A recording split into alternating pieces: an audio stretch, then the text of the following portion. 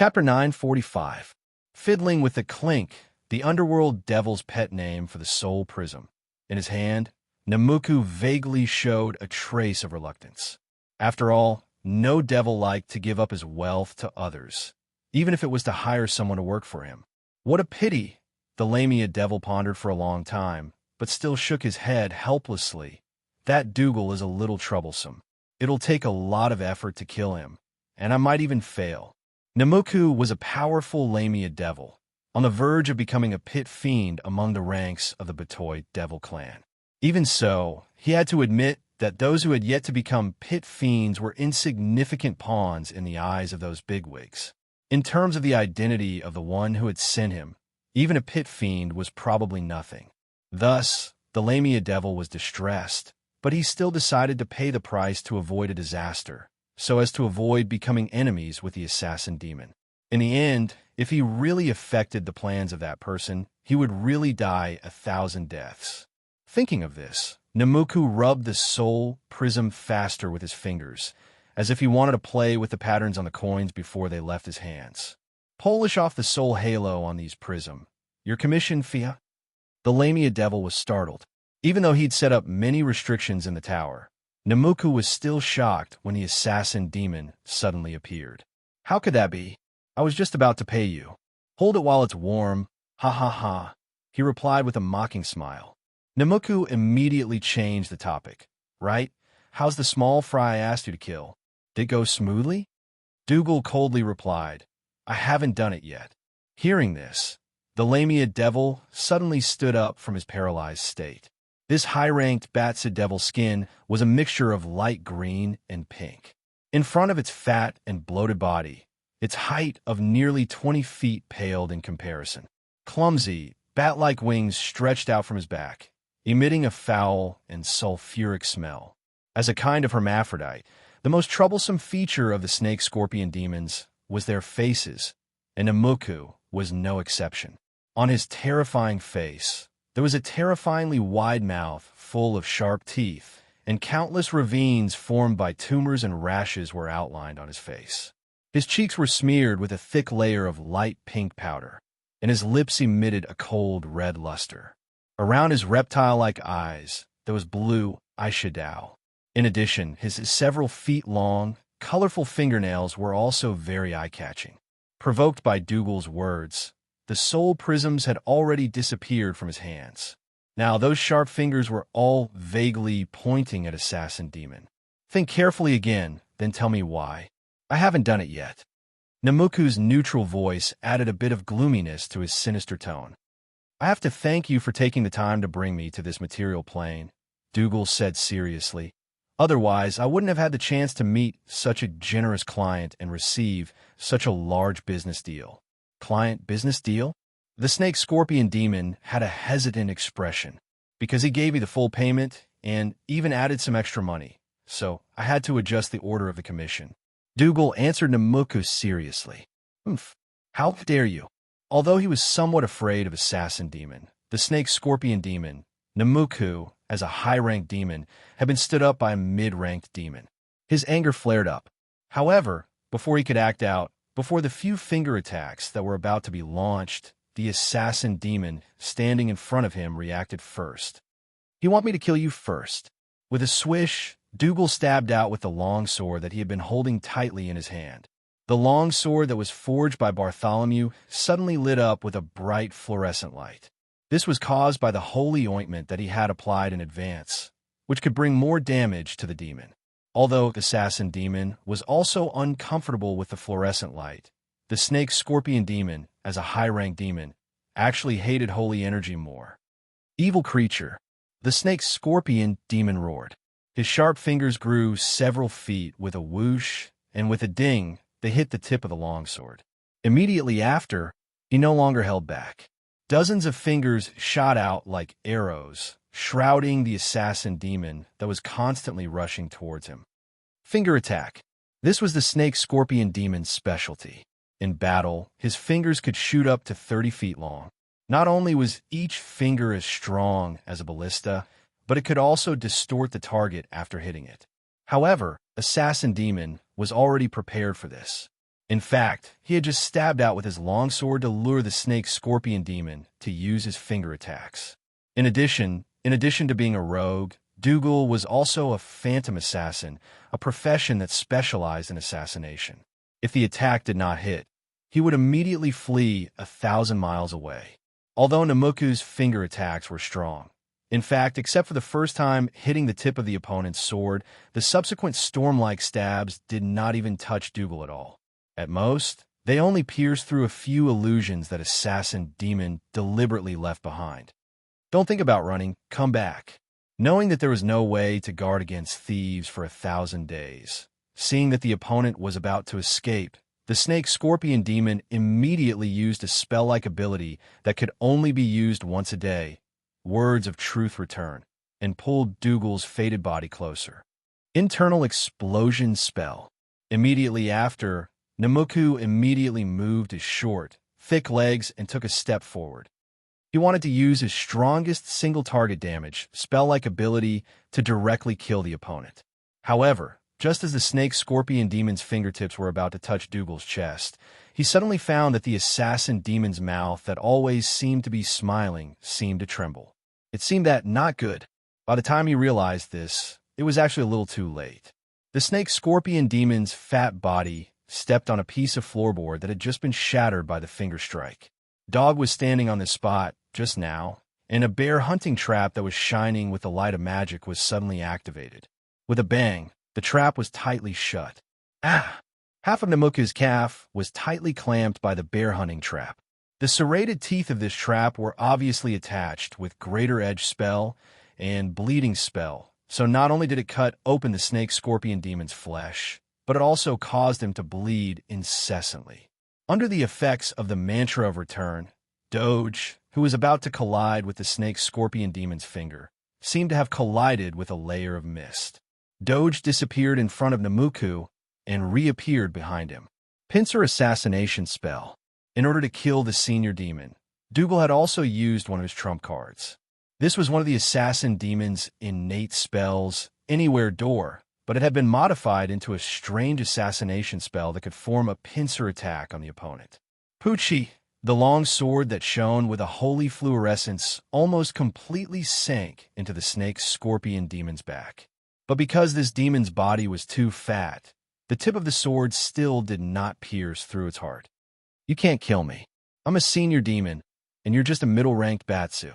Agitated by the sharp pain, Namuku was already beyond angry, and he roared loudly. It's enough to kill you, Dougal coldly replied.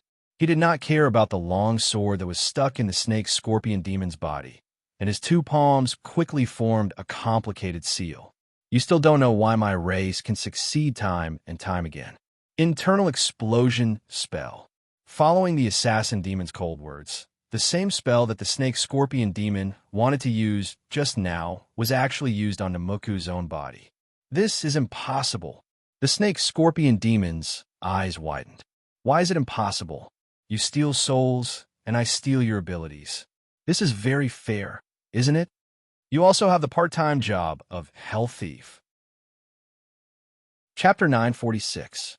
Just like other creatures of the outer planes, devils were given the abstract concept of a physical body. While they might look like living creatures with flesh, blood, bones, and organs, they were in fact the unfathomable manifestation of the laws of the universe. Some demons had internal structures similar to those of humanoid creatures, but most of them were completely bizarre when compared to mortals.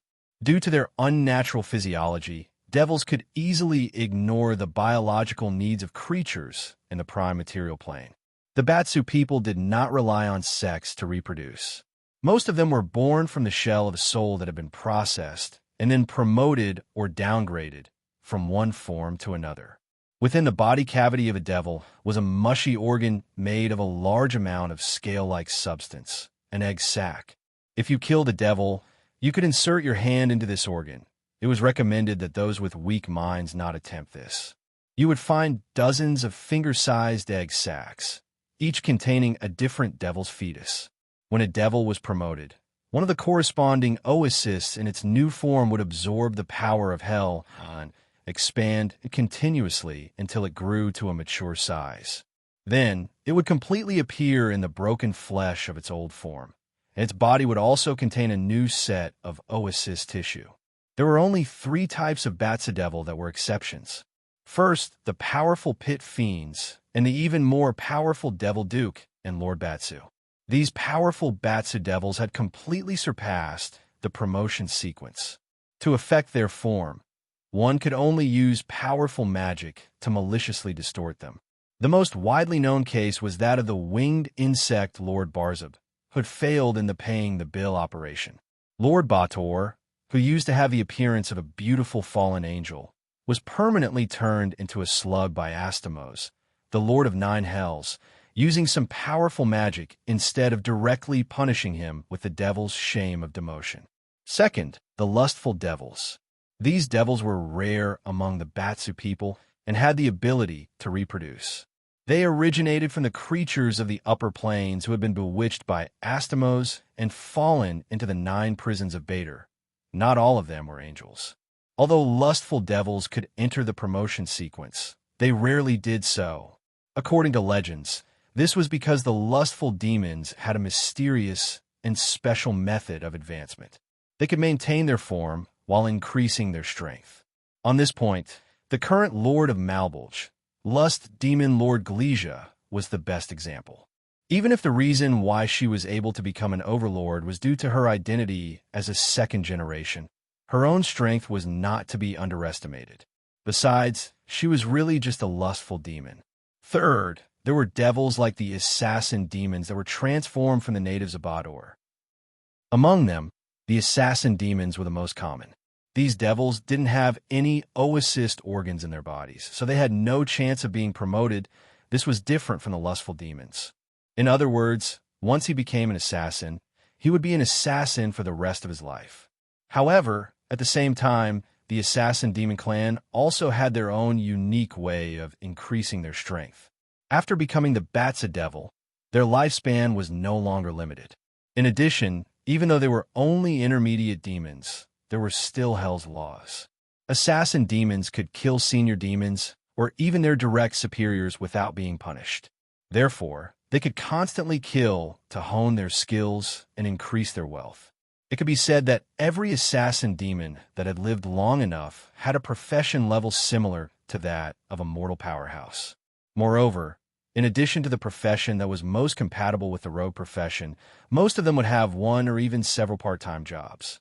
Needless to say, relying on their accumulated wealth, they could buy a lot of foreign objects for themselves, including but not limited to enchanted weapons, traps, and magical items as auxiliary items for assassination activities.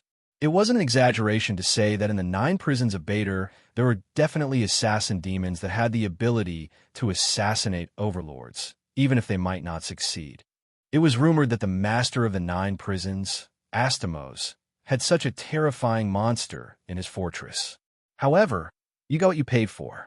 If one wanted such an assassin demon to assassinate an overlord of Bator, the commission fee would definitely be an astronomical figure.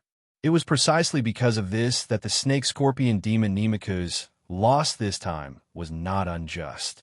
Even if Dougal could not compare to the elite assassin demons that Astamos had raised, he had 3 part-time jobs: Rogue, Phantom Assassin, and Hell's Godly Thief. Assassinating a greater demon that wasn't even a pit fiend would take some effort and be a little dangerous, but the result would still be within his grasp. The only thing that Nemaku regretted was that he had understood it a little too late. When the internal explosion spell took effect in his body, the rampaging magic power immediately turned his internal organs into mush. The intense pain almost caused this demon that had lived like a prince for a long time to faint. After all, those that chose to become snake-scorpion demons were definitely not the valiant people of the Batsa people. What a toad-like fellow! Dougal couldn't help but mock as he looked at the fat devil who was still keeping his mouth shut despite being heavily injured, with a spell trap on his feet and a Bartholomew iron longsword impaled on his body. Dougal couldn't help but mock him. This wasn't an assassin demon mouth, but a tactic. The demon had been hit by the internal explosion spell. If he opened his mouth to speak, the magic power would find the most suitable outlet and burst forth. On the other hand, Nimiku could only suppress a portion of the magic power by keeping his mouth shut. Otherwise, he would have exploded and died long ago. "You won't be able to escape," Dougal shouted. He immediately appeared behind the snake-scorpion demon. Assassin demons weren't like most Batsu, who could use high-grade teleportation spells without limit. However, just like the pincer teleportation gate, Dougal's Batobi forged iron sword had a unique enchantment effect.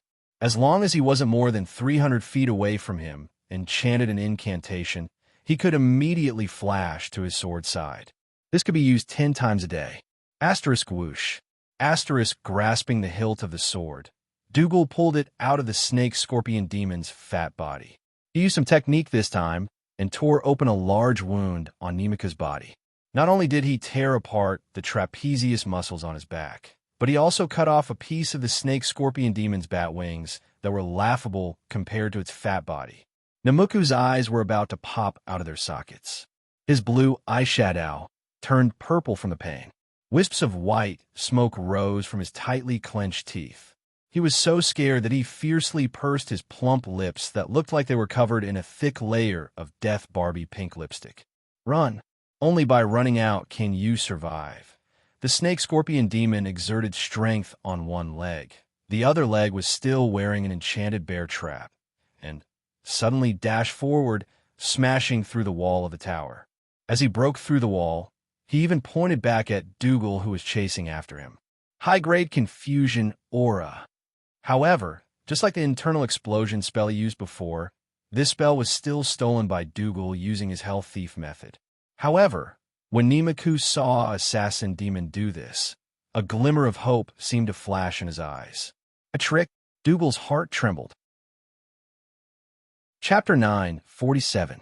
You look like a pig, but your heart is clear. Looking at the snake-scorpion demon that crashed out of the tower and fell in the courtyard, Keys nodded and gave an objective evaluation. There were 2 people standing beside him. One was Numan with a hesitant look, and the other was a middle-aged man with a frightened look. "Sir, I really didn't know that there was a demon hiding in the house. Our Zagan family has always been." The man's face was a little pale. He still wanted to explain himself, but Keys waved his hand and interrupted him. "Cautious, I know." The young blue dragon in human form looked at him with a smile. "Other than fighting with the Khalil family for the right to trade in the northern seas, you really haven't done anything too out of line these years." These words made the man's expression slightly calm. However, Keys immediately changed the topic. "However, not out of line doesn't mean that everything you do is right. Otherwise, those drow wanderers wouldn't have been able to open up new underground caverns in the archipelago province and live there. You wouldn't have had a tower in your house that had been designated as a forbidden place since ancient times and was used to entertain that demon Batsu." With a thud, before Keys could finish, the current patriarch of the Zagan family knelt on the ground. In this aspect, he was very similar to his old father who had just passed away 2 days ago. His knees were never so difficult to bend, and could even be said to be very flexible and good at folding. Wiping the sweat on his face with the sleeve of his moon-white gauze robe, Lord Zagan thought for a moment before replying, "I'll order people to encircle and annihilate that demon. I definitely won't let it escape from my house and bring disaster to the entire main island city. After all, although my family is no longer the Khedive of this city, with the support of the Chamber of Commerce in the future, we will continue to rely on business to make a living." Keys nodded, and Zagan immediately stood up as if he had been pardoned. He turned around and quickly walked out of the audience room. "He's a smart man. Father and son, the whole family is smart." Looking at his back, Namin commented. In this regard, the young blue dragon was non-committal. This time, he entered the main island in his human form. In addition to dealing with the devil and cleaning up the wandering drow forces in the city, the most important thing was to solve the problem left behind by the Zagan family. Originally, he thought that he would need to use force to coerce them, but the other party was clearly much more tactful than he thought. He had only shown his face and had not even promised any benefits. but the current patriarch Zagan had already decided to side with him. Zagan even provided relevant clues about the whereabouts of the last pharaoh, who had escaped from Bite City, and revealed that Mako had some relationship with the snake-scorpion demon. "No wonder that son of a bitch wanted to kill me," Keyes sneered. "It turns out that he's in cahoots with the pharaoh and Mako." Thinking of this, he looked at Nam Min, who had a hesitant look before. "What did you want to say just now?" "You can say it now." Nam Min nodded, and then cast a silence enchantment around him. "The snake-scorpion demon is called Namuku, and he's an old acquaintance of mine. Nam Min, the contract demon, was forced to go to the front line of the bloody battle because he was tricked into signing a contract by this guy. Having the ability to trick a contract demon into signing a contract, even in the 9 prisons of Bader, this was definitely not a big deal. However, if the deceiver was a snake-scorpion demon, this matter actually made sense. After all, this demon not only had the heart of a snake and scorpion, but its strength was also not to be underestimated. The scene of the snake-scorpion demon being chased by the assassin dog was the best proof of the strength of the snake-scorpion demon. This Namuka did have some skills. Although he was seriously injured because he lost the initiative at the beginning, in fact, except for the internal explosion spell, the other injuries were relatively small compared to his rough skin and thick flesh. The dirty and smelly blood flowed for a while, and the wounds on its bloated body were sealed. Even the bear-hunting pincers with the effect of the bleeding technique could not cause it to bleed continuously. Before finally crashing through the tower wall to escape, the reason why he cast a superior confusion aura on Dog instead of other more powerful spell-like abilities was that he had the cunning idea of testing the limits of the snake-scorpion demon's professional ability of Hell Thief. The so-called superior confusion aura actually caused all living creatures within 30 feet of the snake-scorpion demon to have a will immunity. Otherwise, they would be negatively affected by the harmful gas emitted from his body. This ability was actually very strong, just like the superior confusion spell cast by a spellcaster who was close to the legendary level 20. It could cause the victim to become dizzy, lose the accuracy of their attacks, and significantly reduce their reaction speed. Moreover, as long as the victim left his side, this effect would continue for a period of time. But although it was strong, this ability did not have a considerable direct lethality like the internal explosion spell. More importantly, the snake-scorpion demon was completely immune to the superior confusion aura. Using the ability of Hell's godly thief, Duj stole the advanced bewitching spirit chi and used it back on the snake-scorpion demon. It didn't do any damage to him at all, and only affected the mortals around him. Not only that, but this action also confirmed some of Namuku's previous conjectures. After the Hell Thief stole the Batsa Devil's magic ability, he should have immediately used it, and had no way of keeping it on his body for a long time. This way, as long as the snake-scorpion demon did not use any of those highly damaging spells, the other party should not be able to use this kind of paying him back in his own coin method to heavily injure him. Moreover, he did not believe that the Hell Thief could use his ability an unlimited number of times. If he was really that strong, then wouldn't the demons in the 9 prisons of Bader give their all to get themselves a part-time job like this? Superior transformation spell. Thinking of this, Namuku immediately patted his body and transformed himself into a mortal. This guy had already sensed the Zagan clan's guards gathering around him. Transforming into a mortal made it easier for him to blend into the crowd. Secondly, as his body shrank, the wounds on his body also healed a little. Today, I have to kill this assassin demon. There is no reason to guard against a thief for 1,000 days. Moreover, I still have to complete that lord's mission. The snake-scorpion demon strengthened his confidence. His sinister eyes stared fixedly at the assassin demon who was charging towards him with a long sword raised. One of his hands held a medium damage recovery potion, and the other hand quickly made a new spell casting gesture. Firewall spell. It was still a spell that did not harm him.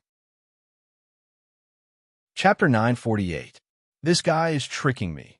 No matter how young the assassin demon was after fighting for so long, he should have figured out some of his opponent's tricks, not to mention a crafty old fox like Dougal.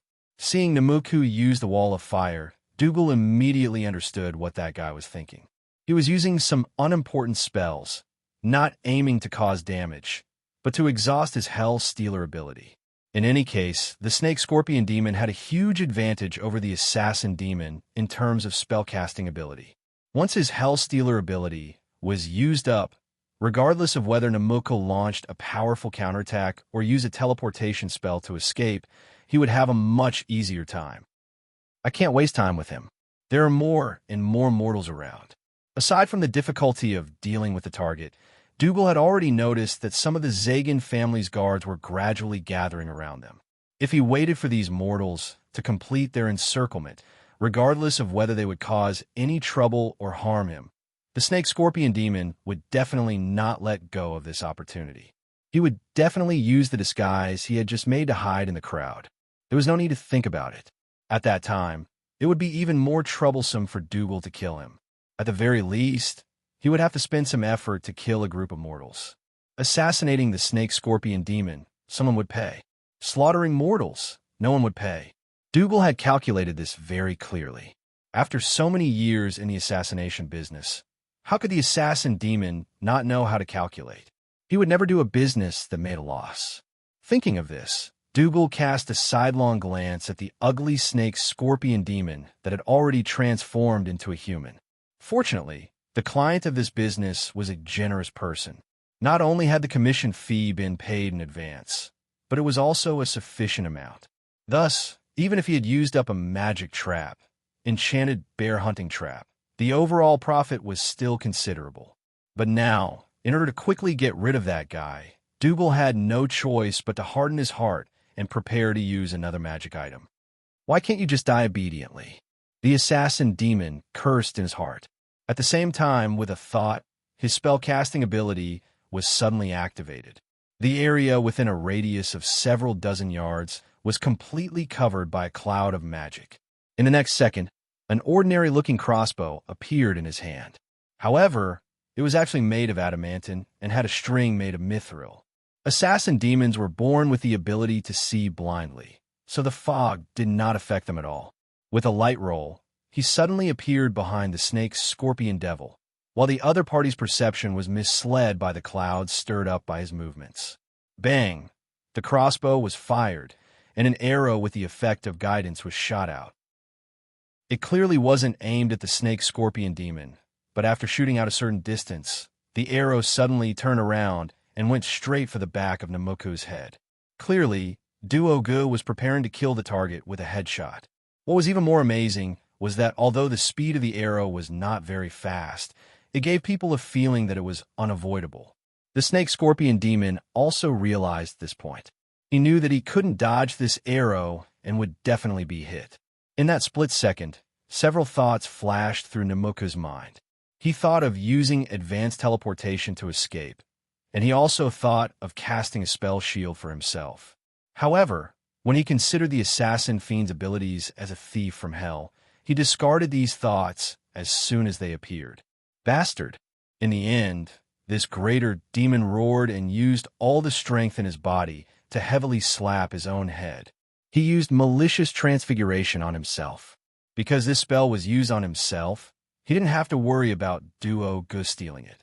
In a flash, his body underwent a serious distortion.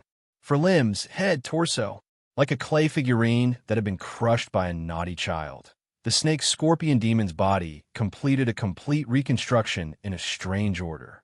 His head grew to his buttocks. A short leg and an arm appeared on his neck, and another leg and arm appeared on his belly button and back of his waist. This way, the arrow that was originally aimed at the back of his head ended up piercing his knee. Although he had also been shot by an arrow to the knee and a headshot was something that could be easily understood even if one were to use their hind legs to think. However, the arrow had been smeared with a liquid concentrate from the Purgatory Centipede that was produced in Maladomini. Usually, this liquid was used to brew a special alcoholic drink that was specially made for the enjoyment of greater demons and could cause the drinker to feel a strong impact that could almost be called hallucinogenic. Therefore, the snake-scorpion demon also felt a strong sense of dizziness. In addition, Namuku had used malicious transfiguration on himself, so his agility was greatly reduced. With the two added together, he collapsed to the ground the moment the arrow hit him. Those randomly growing limbs were simply unable to move him. While you're sick, I'll take your life. The assassin fiend, who was well versed in this, did not show any mercy. At the same time he pulled the trigger, 4 interconnected teleportation gates suddenly appeared in all directions of the snake-scorpion demon. Duo Gu grabbed Bartholomew's forged iron longsword and rolled away. When he reappeared, he was outside a teleportation gate. The longsword stabbed out, the longsword retracted, retreated into the teleportation gate, and then walked out from an unknown teleportation gate. Over and over again, the assassin fiend waved his longsword and attacked the snake-scorpion demon from different angles. Duo Gu did not hope to kill the enemy in one blow, but when Namuku was unprepared, he continued to bleed him, slowly whittling away his life. In the end, in less than a minute, after stabbing more than 200 times, the damage caused by the stacking of ordinary attacks finally changed qualitatively. The effects of malicious transfiguration and transfiguration on the snake-scorpion demon's body automatically disappeared, and he once again turned back into the bloated and huge figure of the greater Batsu. Moreover, after waiting for another second, the snake-scorpion demon turned into a pool of foaming, sneakily moving mud. This meant that this demon had really died in the Ashen world.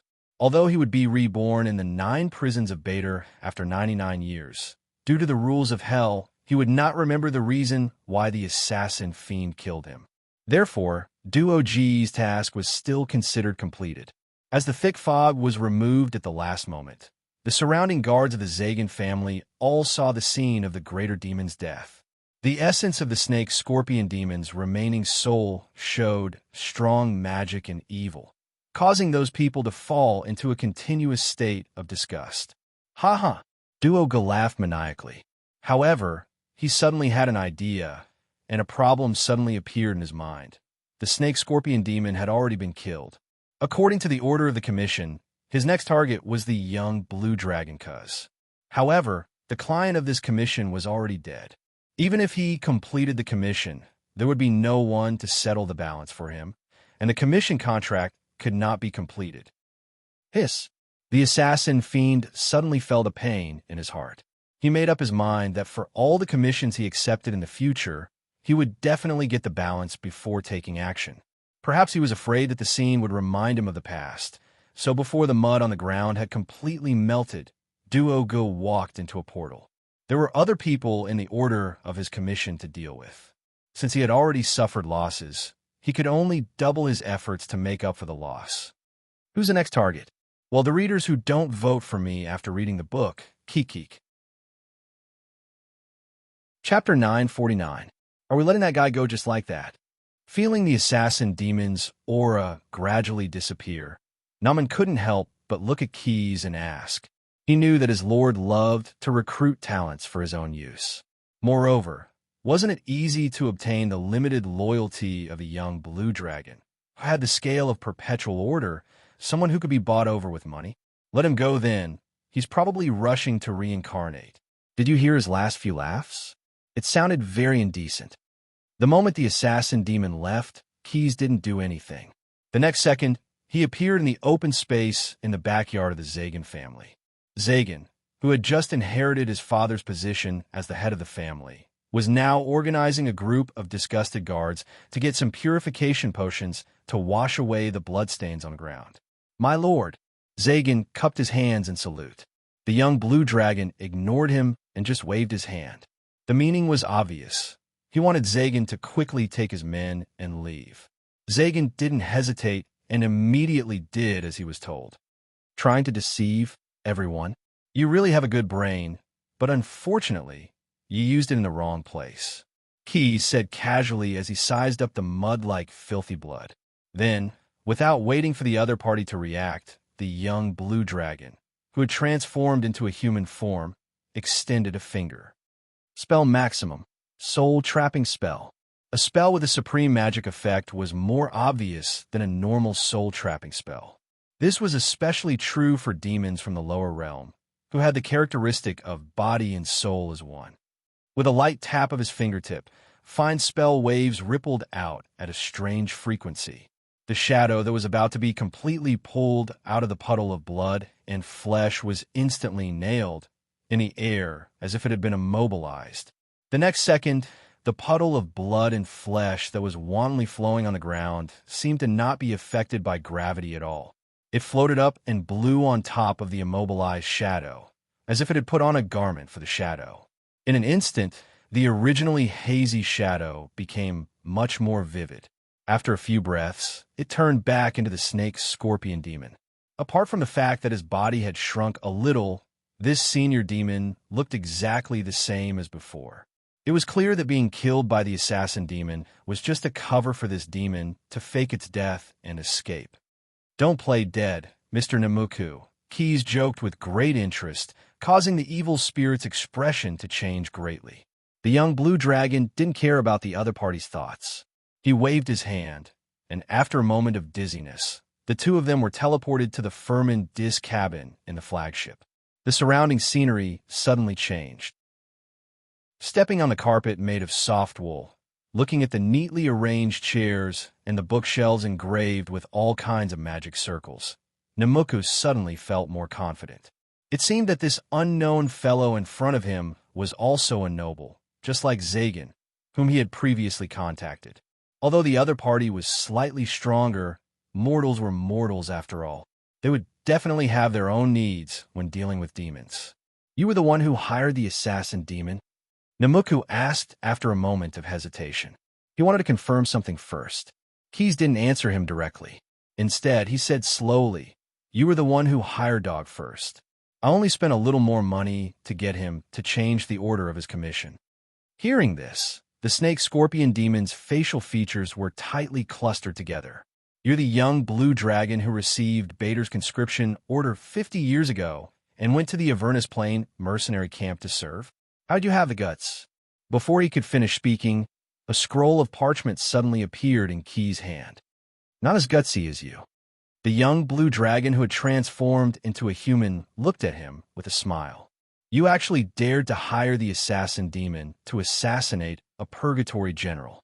In an instant, the snake-scorpion demon's dark yellow eyes widened to the size of goose eggs. This was because the parchment exuded an extremely solemn evil. There was no doubt that this was an authorization document that had been affirmed by Bader's will. Even if it was not opened, any demon who saw it would be able to understand its contents. He had personally participated in the blood wars on the front lines twice.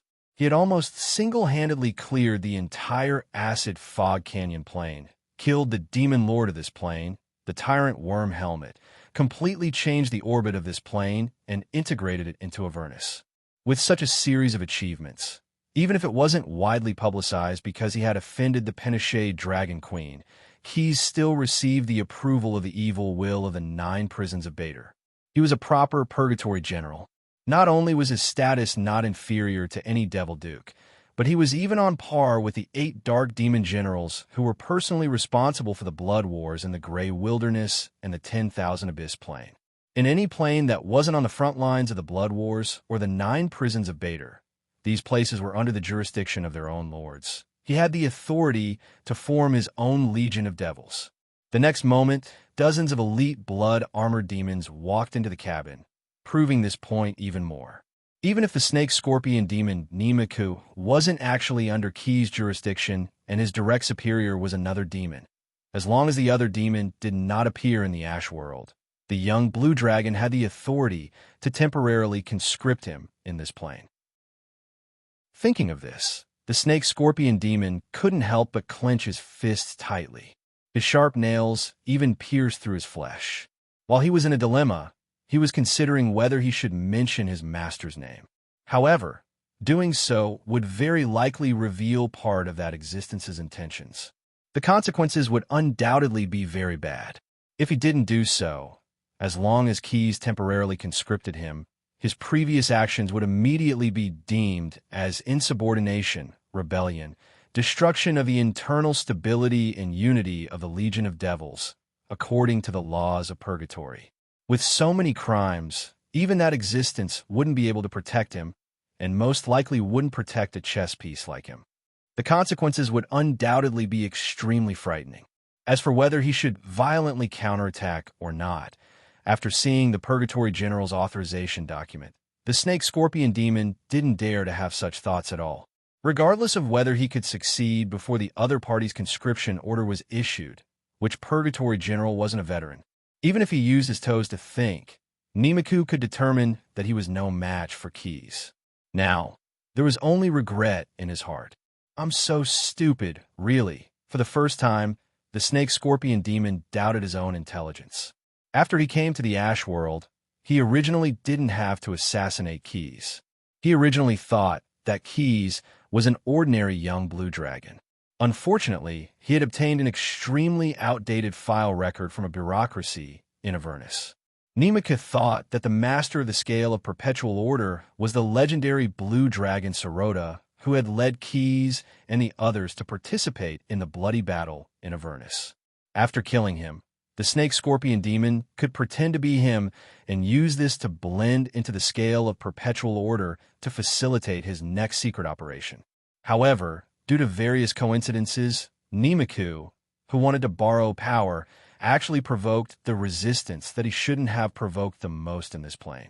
It had to be said that the result was quite ironic. Chapter 950. The Snake-Scorpion Demon could no longer resolve the predicament in front of him. His life and death were in the hands of Keys. "My lord," he stammered, wanted to say something, but he didn't know where to start or how to tell his story. Keys didn't say anything. He only gave Nimiku a look that said, "Shut up." Nimiku was immediately intimidated into not daring to speak again. The flagship, Nefermindis, slowly sailed towards the lagoon. A quarter of an hour ago, under the initiative of the Zagan family, many wealthy families in the main island city submitted a peace proposal to the Chamber of Commerce. The archipelago province welcomed the king's army with a feast. The ordinary people who lived in this land finally breathed a sigh of relief. The haze of an asymmetrical war finally began to dissipate. The remaining people who still felt uneasy were the wealthy families who participated in the peace proposal but still couldn't completely rest assured, as well as those who engaged in maritime smuggling, plundering, and other businesses that hindered the Chamber of Commerce. As for the wandering drow forces that were originally entrenched in the city, within an hourglass after Jarlaxle returned to the main island city, they were mobilized to withdraw from the city in an orderly manner. They retreated into the underground caverns that existed not only in the main island city, but also across the entire archipelago province. Although there were still some drow who were unwilling to give up, those dark elves either didn't get along with Jarlaxle or didn't completely cut off contact with the spider goddess in the bottomless abyss. From a drow's point of view, this wasn't something difficult to understand. Betrayal didn't matter to anyone. Jarlaxle didn't have to and had no obligation to force them to withdraw together. After all, good words couldn't persuade a damned ghost. These fellows, big and small, were just left for the Scale of Perpetual Order to act as live targets during the transition period. 3 hourglasses later. What? Nimiku was assassinated in the Zagan family? That Snake-Scorpion Demon has returned to the 9 prisons of Bader to be reborn? In a dark underground cavern, a powerful demon with a locust-like head, a burly body wrapped in a layer of chitin exoskeleton plate armor, and a ringed tail behind him questioned a dark elf kneeling before him in a hoarse voice. Following the change in the devil's mood, the temperature in the cave suddenly dropped, and some of the rocks were covered with frost. The aura of frost that filled his body stimulated the heart in his chest, and that heart should have been beating in the chest of the dark elf before him. As Kairu's emotions took a turn for the worse, the dark elf was almost frozen into an ice sculpture. "Scram, go gather some more information." Seeing that the dark elf couldn't hold on any longer, the demon snorted coldly and ordered him to leave. The dark elf immediately ran out of the cave as though he had been pardoned, not even looking back. After the initial shock, Kyra Demon suddenly reacted.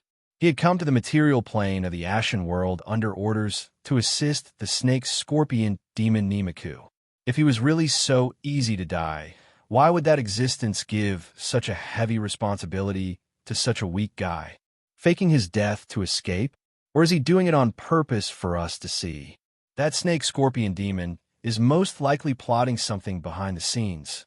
Thinking of this, a hooked spear made of cold iron appeared in Kyra Demon's hand. Then, he disappeared from the cave. I have to go take a look at the scene. At the same time, in the grand arena of the Medici Empire's Taka City, a gladiator with a faint stench of rotten eggs received an unsigned mail. This was a letter from his agent. As a gladiator who had recently risen to fame in the grand arena, there were specialized people who would provide him with daily shopping services. Why is he looking for me? As it turned out, the letter that seemed to contain a list of drinks had another meaning in the gladiator's eyes. As a horned fiend with a chance of becoming a pit fiend, even if he took on the appearance of a mortal, how could he not understand the special patterns of the human language and the patterns on the letter?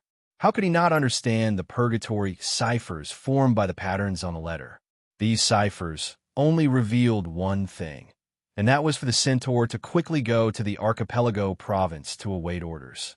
That snake-scorpion demon really thinks I'm his servant, the centaur thought hatefully, a trace of anger flashing across his face. If there was someone else in his lounge, they would be able to see that this guy's eyes had turned into two burning coals in an instant. Everyone knew that amongst the Batsu people, centaurs were the devils with the highest chance of becoming pit fiends. Even though this centaur wasn't as keen on participating in bloody battles to gain merit, and didn't have the title of Overlord Demon, he was still a greater devil that ordinary Batsu couldn't compare to. He was one of the substitutes for the pit fiends. Honestly speaking, the snake-scorpion demon was slightly higher than him in terms of ascension sequence, and was also slightly stronger. However, how could the snake-scorpion demon, who was considered to have deviated from the orthodox ascension sequence of Batsu, compare to him, who had a bright future? If not for the orders of a powerful being, this centaur wouldn't have condescended to listen to the snake-scorpion demon's orders, even if he wasn't willing to incur the wrath of a snake-scorpion demon. I'd like to see what urgent matters you have to say. The centaur suppressed the anger in his heart, a trace of sternness flashing in his eyes. If you're trying to deceive me, don't expect me to cooperate with you in the next operation. Anyway, that lord only wants a result. It doesn't matter who completes the mission in the end. Having thought of some things, the centaur naturally didn't want to disguise himself as a gladiator in this grand arena. There was nothing in the lounge that was worth his attention. In order to hide the demonic aura that he'd left behind during his stay here, the centaur had casually set a fire before using a greater teleportation spell. Soon, the entire lounge was burned to ashes, one after another, through various channels, including the Kyra Demon and the centaur all over the Ash world, some cities in the Medici Empire, some remote islands in the archipelago province, some former territories of Khedive, the former Wusong Empire, large and small, high and mid-ranked, dozens of devils that even the spies of the scale of perpetual order had not discovered gathered in the main island city. In the cockpit of the Neefman Dis, there was now a magic sandbox that had been temporarily created. The mountains, lakes, grasslands, and deserts on it were all vivid and lifelike. Dozens of light spots flickered, and under Keys's gaze, they floated to the land where he was located one by one. The young blue dragon in human form glanced at the snake-scorpion demon standing in front of him. The snake-scorpion demon did not reveal any information, but with such an important reference present, Keys's chief magic consultant, Snade, still used a prophecy spell to divine a lot of things. This sandbox, as well as the rapidly moving light spots on it, was the feedback made by the scale of perpetual order based on this information. Within 3 hourglasses, the Chamber of Commerce had completed the mobilization of personnel and the implementation of the mission in all parts of the Ash world. Isn't this like the Calabash brothers saving Grandpa? Keys secretly thought to himself. He looked at the snake-scorpion demon with some ridicule. Chapter 9:51. The second level of the 9 prisons of Bader was a burning steel city. The red heat of the hellfire was reflected in the charred steel city walls. Thick smoke rose into the air, forming a large black fog that covered the entire level. Even though the city was on this level, and this level was the city, some delusional people claimed that as long as travelers traveled far enough, they would be able to leave this city surrounded by mountains. In theory, they were right. The structure of the 9 prisons of Bader was like a funnel, and the space on each level was limited. This was smaller than Avernus, and if there were no accidents, the adventurers would have a chance of escaping. However, it was almost impossible for mortals who dared to travel in this city not to encounter some accidents. Perhaps it was because the mortals' minds had been weakened by the power of hell, or perhaps it was because of the demons with evil intentions, or perhaps it was because of the Purgatory Code and the special regulations of the plane of Dis itself that mortals could not understand. Dis always had a way to make the mortal travelers who came to this place stay in some form, in a reasonable way, and become nutrients to strengthen the city. This was a perfect reflection of Lord Dispat's wisdom in ruling this plane. Many demons admired the Lord's methods, and thus they were very willing to purchase real estate in Dis to live in. The red-hot buildings extended to the horizon in all directions, rising and falling along with the hidden terrain. Some of the demons who were especially important in the Blood War, or the grand residences of the commanders of the army, became unique sights in the streets of this huge city. In this city, every steel wall emitted a high heat. Apart from demons and other creatures that were resistant to fire, anything that came into contact with it would be burned. In fact, even the roads in Dis that were paved with iron slag were emitting high heat. If one did not wear boots with special protection, the visitor would soon struggle in pain and end up being cooked into a teppanyaki dish. Then, they would be eaten by the low-level demons lurking in the corners of the streets. Of course, apart from those who rashly barged into this city, most of the travelers who dared to come here were definitely prepared. They either brought their own equipment or bought special insulated shoes, cooling ointment, water, and other necessities for survival in Dis from the shops operated by Despat. Only those who were punished, captives in the Blood War, and mortals who were kidnapped from the material world were unprepared and stuffed into the underground prison under the streets by the demons. Their cries of extreme pain could be heard from the small ventilation openings in the city walls. Markets and fairs were opened in some areas of the city, and creatures from different planes could be encountered there. Most of the creatures were looking to buy and sell suspicious goods, or hire a team of bloodthirsty mercenaries to do jobs that only demons liked. Crowds filled the streets of Dis. There were demon nobles who loved ostentation and vanity. They would lead long queues and repeat various kinds of street opening ceremonies. There were also countless working mortals and low-level demons who were constantly running on streets. They were constantly on the move to repair, expand, and transform the city under the orders of the Second Lord, Despard. The city was changing with every passing moment. Steel walls, iron roads, and buildings made of various heat-resistant materials. Every once in a while, there would be changes, additions, demolitions, or even changes in shape. The only thing that never changed was the iron tower that stood eternally in the heart of Dis. This towering structure pierced through the clouds and was said to be connected to the first level of the 9 prisons of Bader, Avernus. It could be seen from every street in the city as long as one looked up. It always flickered with a faint light, and only occasionally changed its exterior.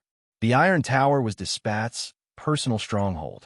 Not only could he greatly increase his defense and magic resistance within the Iron Tower, he could also enjoy various immunity checks as a reward. He was almost invulnerable there, which was why he rarely ventured outside. He would rather have his heralds manage his territory. Unlike the current First Lord of the 9 Hells, Bardi, who was basically a pit fiend that had been strengthened many times over, the lords of the other 8 levels of the 9 Hells could not be categorized as a specific type of devil. It was also difficult to trace their lineage from their appearance and characteristics. Despat was no exception. Apart from the fact that he was a great devil, a unique devil who could easily defeat a group of pit fiends. He didn't have any of the characteristics of a devil that belonged to the ranks of devils in the Barthel Archdevils hierarchy. Usually, Despat's incarnation was extremely tall, with black hair and tiny horns. He was a humanoid creature dressed in luxurious clothing.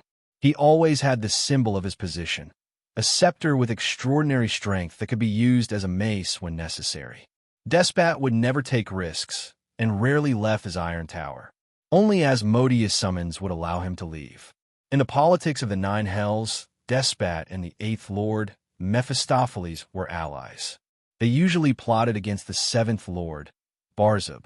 Although the three of them had once been allies, Barzub was the only one who received the harshest punishment after failing to overthrow Asmodeus' rule in the paying the bill operation that shocked the multiverse.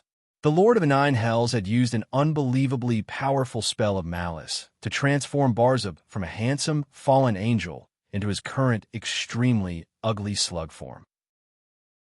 The Eighth Lord, Mephistopheles, was forced to pay a large fine afterwards, while Despat did not receive any substantial punishment. This caused the three Batsu lords who were originally allies to turn against each other. However, after this incident, all the devils of the Batsu people had a new understanding of the second lord, Despat. They recalled his various deeds. Although he rarely showed himself, he still managed the theoretically largest devil settlement. The first level, Avernus, was actually the bloody battle barracks in an orderly manner. Occasionally, Tana Reed's demons would attack Avernus, but not a single demon expedition could wreak havoc in the city of Dis. The paying the bill operation failed, and the Lord of the Nine Hells killed one lord, imprisoned two lords, and severely punished four lords. Only Despat remained unscathed in the end. With all these deeds added together, it was difficult for the devils not to be moved. Now, the Batsu devil recognized that apart from his majesty Asmodeus, who could not be used as a reference, Despat was actually the most intelligent Batsu lord. It could even be said that it was very likely that he was currently the most intelligent Batsu. Chapter 952. The cold flame shone on the man's face. It was hard to imagine that a great suzerain who owned an entire floor in the 9 prisons of Bader would live in such a simple residence. There was a musty smell in the building, and the sound of water dripping could be heard from the depths of the corridor. The roof was leaking, and when the hurricane started, the rainwater would seep into the cracks and drip all the way to the ground floor, even though it never rained in Dis. The floor was made of wood, but for some reason, anyone who walked on it would feel like they were about to sink into it. They would feel fear and confusion, and it would be difficult for them to move forward. Compared to the strange building, the interior of this residence was rather luxurious, and it did not match the scenery upstairs. There was a long dining table in the middle of the living room, and there were glass goblets embedded with shining gems. The room was filled with splendor. There were rows of neat shelves on the wall, and they were filled with books and furnishings, most of them in small glass boxes. These things were Despat's souvenirs. The second suzerain had a hand in almost every field. His spies and subordinates were all over Dis, and these Batsu or mortals helped him complete all kinds of exquisite schemes and arrangements. His true intentions were always hidden behind countless lies and tricks. Despat was very cautious. He was always on high alert, and he set up a tight defense net around himself and his property. His plan was very far-reaching, and it might take a long time to achieve results. But he was not a coward, and he was only so cautious because he was afraid of losing the power he had in his hands. Calm, and elegant, Despat was no doubt a perfect gentleman, and he never let his emotions affect him. He was proficient in the political games of the Nine Hells, and as the most brilliant politician, he was like a fish in water in this game. Just like the style of this residence, Despat was a pragmatist.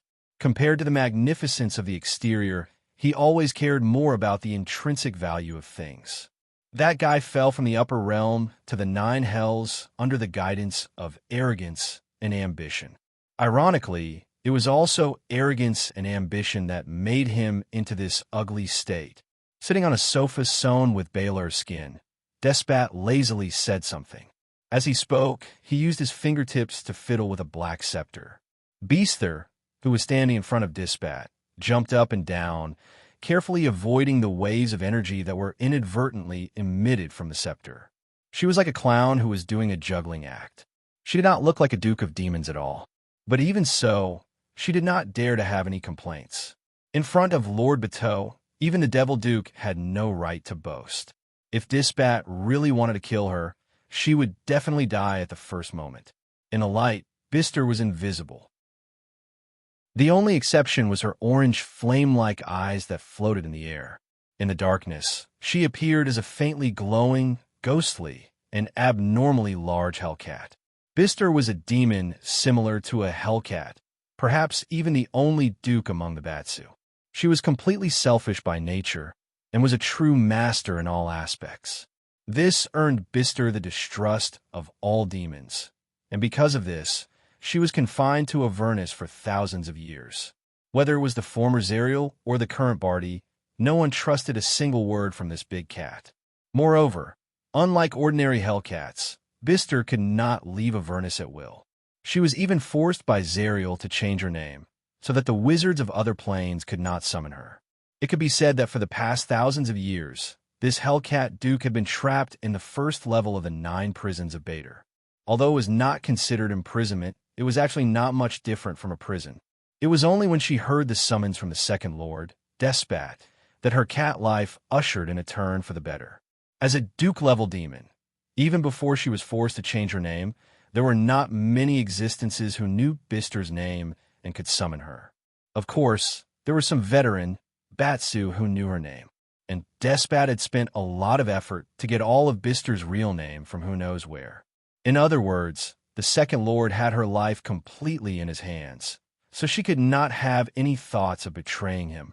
In other words, even if she was naturally two-faced, she had to obediently accept her fate now that the situation was stronger than her. The reason why Despat wanted to summon this Hellcat Duke was actually because of her ability to hide. He sent her to the 7th level of the 9 prisons of Bader, Maladomini, a plane full of city ruins and various ruins, to investigate what new tricks Barzab, the lord of the flying insects, was playing with. Now, Bister had returned to report on her work. "Don't move when I'm talking. You're making me dizzy."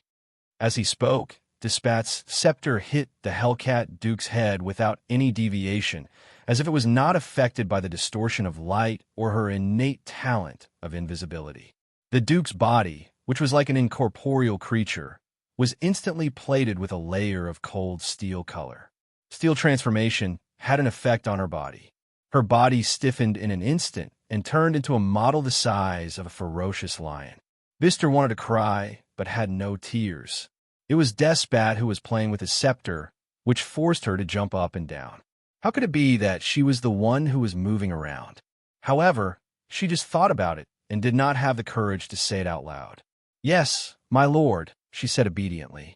Then, in a hoarse, harsh voice, Bister spoke in Mabraholan language, the advanced language of Inferno, which only senior demons could use. Compared to the general language of Inferno, this advanced language of Inferno was more accurate in expressing meaning and was more suitable for signing contracts. She slowly recounted her various experiences on the 7th level of Bader. "That one has gone mad. He is hooked up with a group of blasphemous priests in the Ash World," Bister said carefully as she recalled what she saw in the notes of an Anzu bureaucrat after she sneaked into his house. Those blasphemous priests are a group of castrated earth goblins. They have gathered some wandering drow, orc, and bugbear tribes. You must know that one has a certain influence among the bugbear tribes in the material plane. Therefore, he was able to connect with those blasphemous priests. It is said that he has also sent some middle and senior demons to that material plane. It seems that he is seeking to open up that plane into another soul ranch that belongs to him and raise construction funds for a new city that he is about to build. Chapter 9:53. 1, 2, 3, 4, 5, 6, 7, 8, 9, 10, 11. They're all scared out of their wits. Looking at the row of middle rank and senior rank demons standing in front of him, Keys imitated the tone of a famous cultural relic destroyer and chanted a nursery rhyme in a joking tone. If it were not for the fact that Batsu people did not sweat, these demons would have been drenched in cold sweat. They had no choice. Now that they were fish on a chopping board, none of the demons could relax. In addition, they were all furious at the snake-scorpion demon who had tricked them into coming here. Even if they did not dare to say anything now, they would definitely take revenge in the future. Of course, the premise was that they had a future. Ever since they walked into the seemingly ordinary cabin of the cargo ship, they were all stunned. In order to help the snake-scorpion demon, they were all elites who had been selected by that existence and had been tested in bloody battles. Therefore, when they saw more than 30 elite blood-armored berserk demons waiting for them in two groups with weapons in their hands under the guidance of two blood-armored berserk demons that had been transformed by the special promotion ceremony, they were all scared out of their wits. They wanted to use the advanced teleportation spell, but with so many blood-armored demons using the talent spell Dimensional Interference, there was no way for them to escape. They could only obediently surrender. As for resisting, these middle-rank and senior-rank demons had no such thoughts at all. Compared with the blood-armor demons, who were famous for their blind loyalty, these demons were too good at judging the situation. At least, the blood-armor demons firmly believed that dying for Barthas was an honor. And because their combat power was equally dangerous to demons and demons, the other demons treated them with respect. The endless pain created the blood-armored demon. Their armor pierced through their flesh and pierced into their bones. Even the slightest movement would cause them great pain. Only fighting could keep them going. In the face of such monsters who were extremely cruel to themselves and whose combat power increased exponentially with the number of people in the team, even the senior-rank demons would not easily choose to be enemies with them. Moreover, the team of only 30 blood-armored demons was led by 2 blood-armored mad demons. In order to create one blood-armored mad demon, at least 100 ordinary blood-armored demons had to die bravely in the front line during the ritual. Perhaps this team had hundreds or even thousands of blood-armor mad demons. Time ticked by. After half an hourglass had passed, snake-scorpion demon Nemaku, who had reported to him after Snade cast Advanced Lie Detection, had all walked into the cabin and stood still. Keys nodded and snapped his fingers. The ordinary cargo ship that was disguised by the Leviathan, the Nephrman Dis, immediately raised its sails and sailed out of the port of the main island city, gradually leaving the sight of the residents of the city. When the ship sailed out of the horizon and disappeared, the crew members on the deck all disappeared.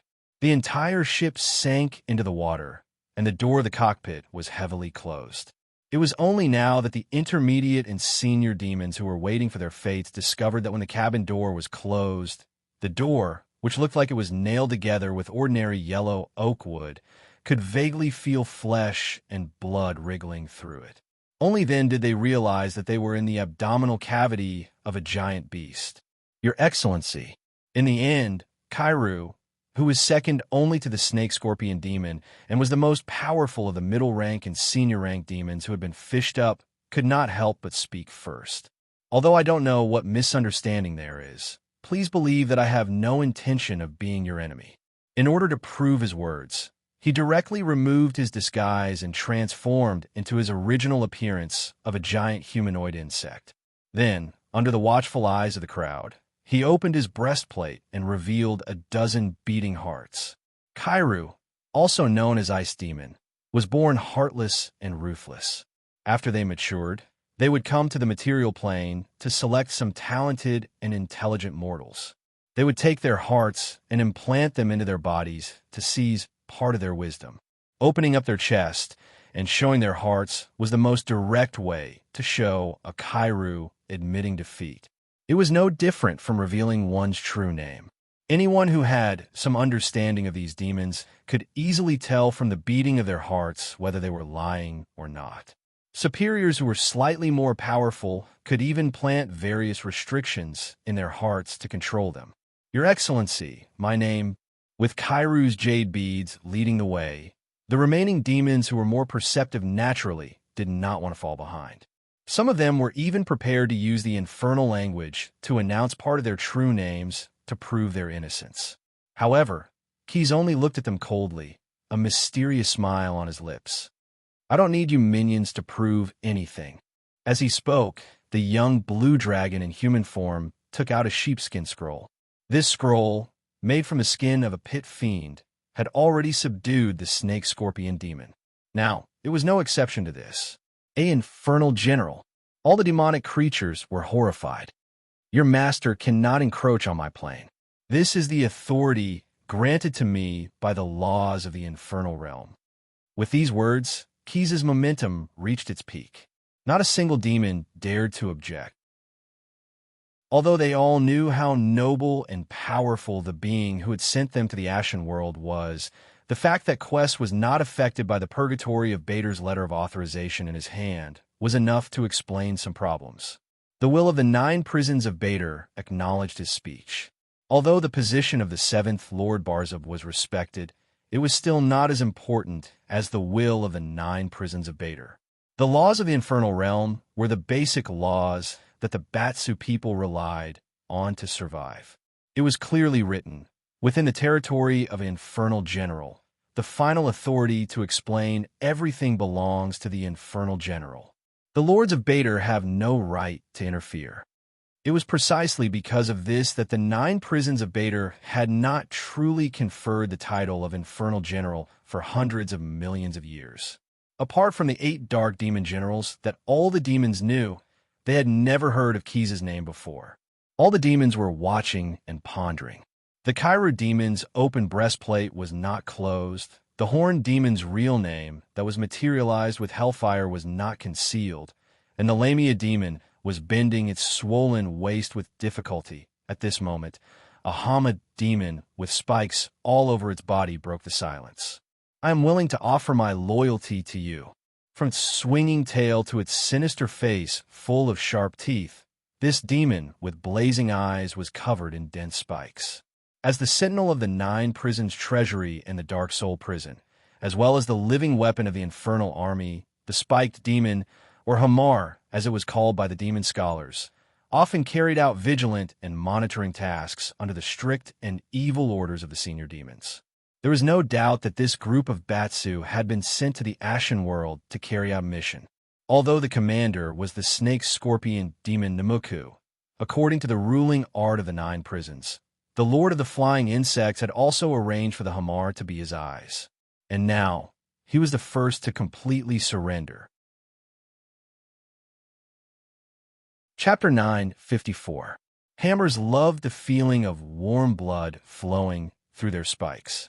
For this reason, they especially liked to find any opportunity to engage in close combat on the battlefield.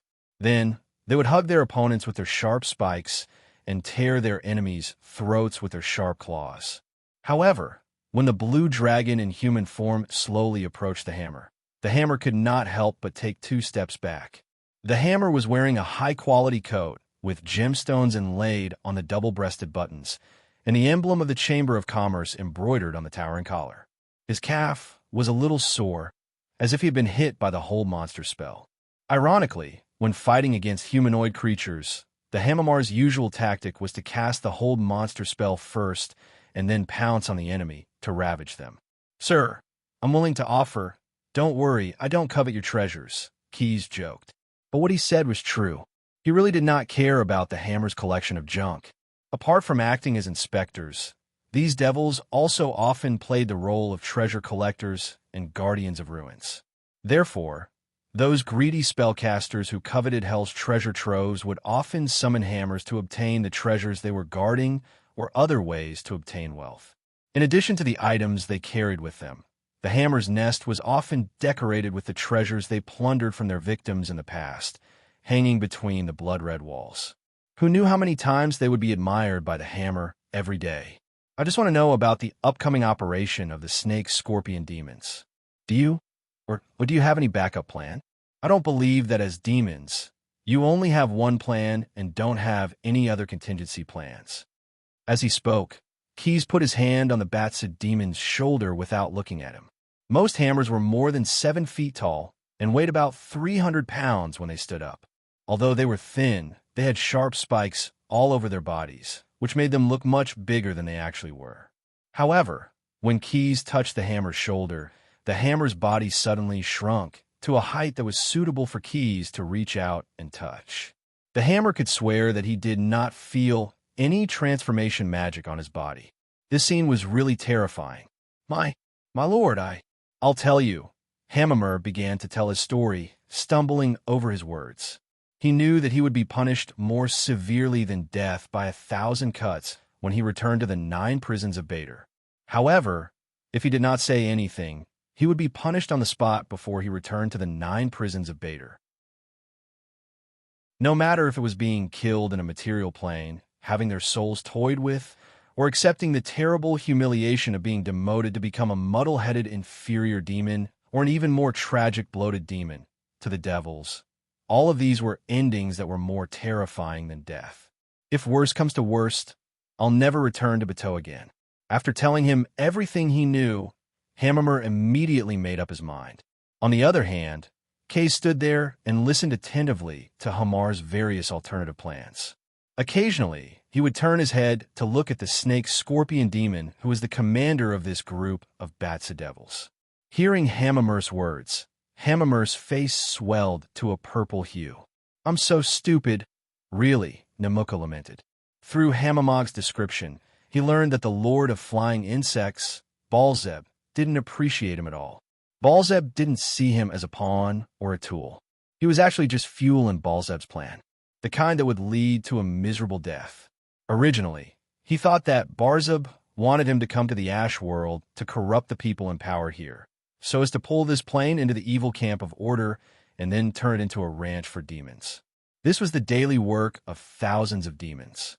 But in fact, the 7th Lord did not have that much patience, and that Existence's understanding of the Ash World was far more than what he had told the Muku. At the very least, the snake-scorpion demon did not know about the spirit binding tower. Balzeb had arranged for the hammer to plant a bomb in the snake-scorpion demon's team. When he really followed the plan and successfully corrupted some people in power, causing the camp of the Ash World to deviate a little, the bomb would be detonated. Namuku, who was at the center of the explosion, would die immediately, and it would be a very thorough death. He would not be able to be reborn in the 9 prisons of Bader. As a senior demon, the snake-scorpion demon's death would emit a large amount of magic energy, causing a large area of land to rapidly degenerate. At that time, with the contribution of the snake-scorpion demon, the soul binding tower, which Balzeb had been thinking about, would be quickly built with the help of the secret method. There would be no need to continue to spend time corrupting and taking care of this soul ranch. The souls of this plane would be continuously transported to Maladomini by the soul binding tower. They would be transported to the most beautiful city in the 9 prisons of Bader, but at the same time, it was an ugly place full of mines, slag heaps, and salty canals. Maladomini was a typical example of rotten on the inside. It was a hell where countless petitioners and Batsu demon used their own blood and meaningless labor under the dark gray sky to satisfy the morbid aesthetic of its lord. What was even more tragic was that the snake-scorpion demon had not said this before because he was afraid of Balzeb's power. Although the hammer did not know much and only knew how to easily kill the snake-scorpion demon, when he said the name Soul Binding Tower, the terrifying human megalosaurus in front of him actually listened to him seriously. Obviously, this name had a unique meaning, and in the ears of those who knew its meaning, the hammer's words also gained points and became more important. He guessed correctly. When Quest heard Hamama mention the Soul Shackling Tower, especially when it mentioned the building of a Soul Shackling Tower, Quest's heart skipped a beat and his vigilance increased by a few notches. After all, the existence of the Soul Binding Tower was the core secret of the Ash World.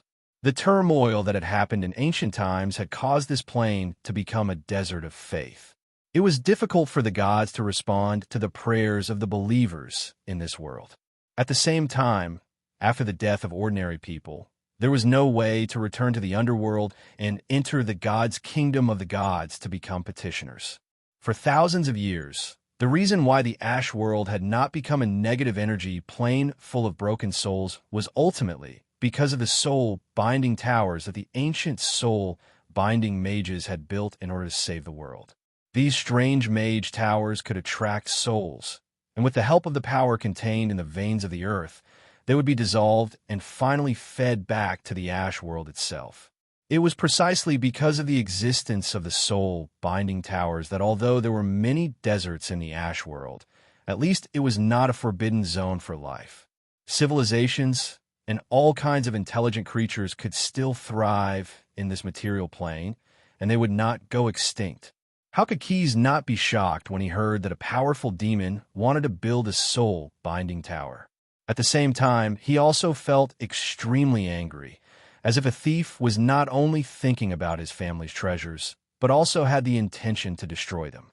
Unless you were the master of the 9 hells, otherwise, humph. The young blue dragon's eyes flashed with a trace of fierceness. As his thoughts changed, all the creatures in the Ash world with a higher perception looked up at the sky in confusion. They felt that eternal blaze, which was suspended in the sky, seemed to have just shone for a moment. Chapter 955. My friend, that's what we call bloodmelon in our line of work. It's a despicable little trap. When you bend down to look through the keyhole, a javelin with a razor tip will shoot into your head. Later, I'll take care of it. So said Calder Fintry, the great framer. Looking at the halfling's serious introduction, the young blue dragon in human form obediently retreated to the middle of the team, waiting for the professionals to deal with the professional problems. Since he had spent money to hire people, there was no need for him to do everything alone. As for why he was here, it all started with the big interrogation a day and a half ago. Of course, it was an interrogation, but with the Hamar leading the way, the rest of the intermediate and senior devils spilled the beans without hesitation. They even swore an oath using their real names in order to prove that they were telling the truth. Although none of the devils had personally mentioned the name of the 7th suzerain, Quest was still able to understand Baalzeb's entire plan through the analysis of their words and the use of prophecy spells. That damned slug had actually extended its tentacles into the Ash world. It turned out that the Lord of Flying Insects had been connected with some blasphemous priests among the Wandering Drow. The latter had been ordered by Barzab to build a brand new spirit-binding tower underground in order to steal the souls of the dead in the Ashen world on a large scale. And the reason why Barzab was able to learn about the spirit-binding tower was because of the exiled Pharaoh Mako.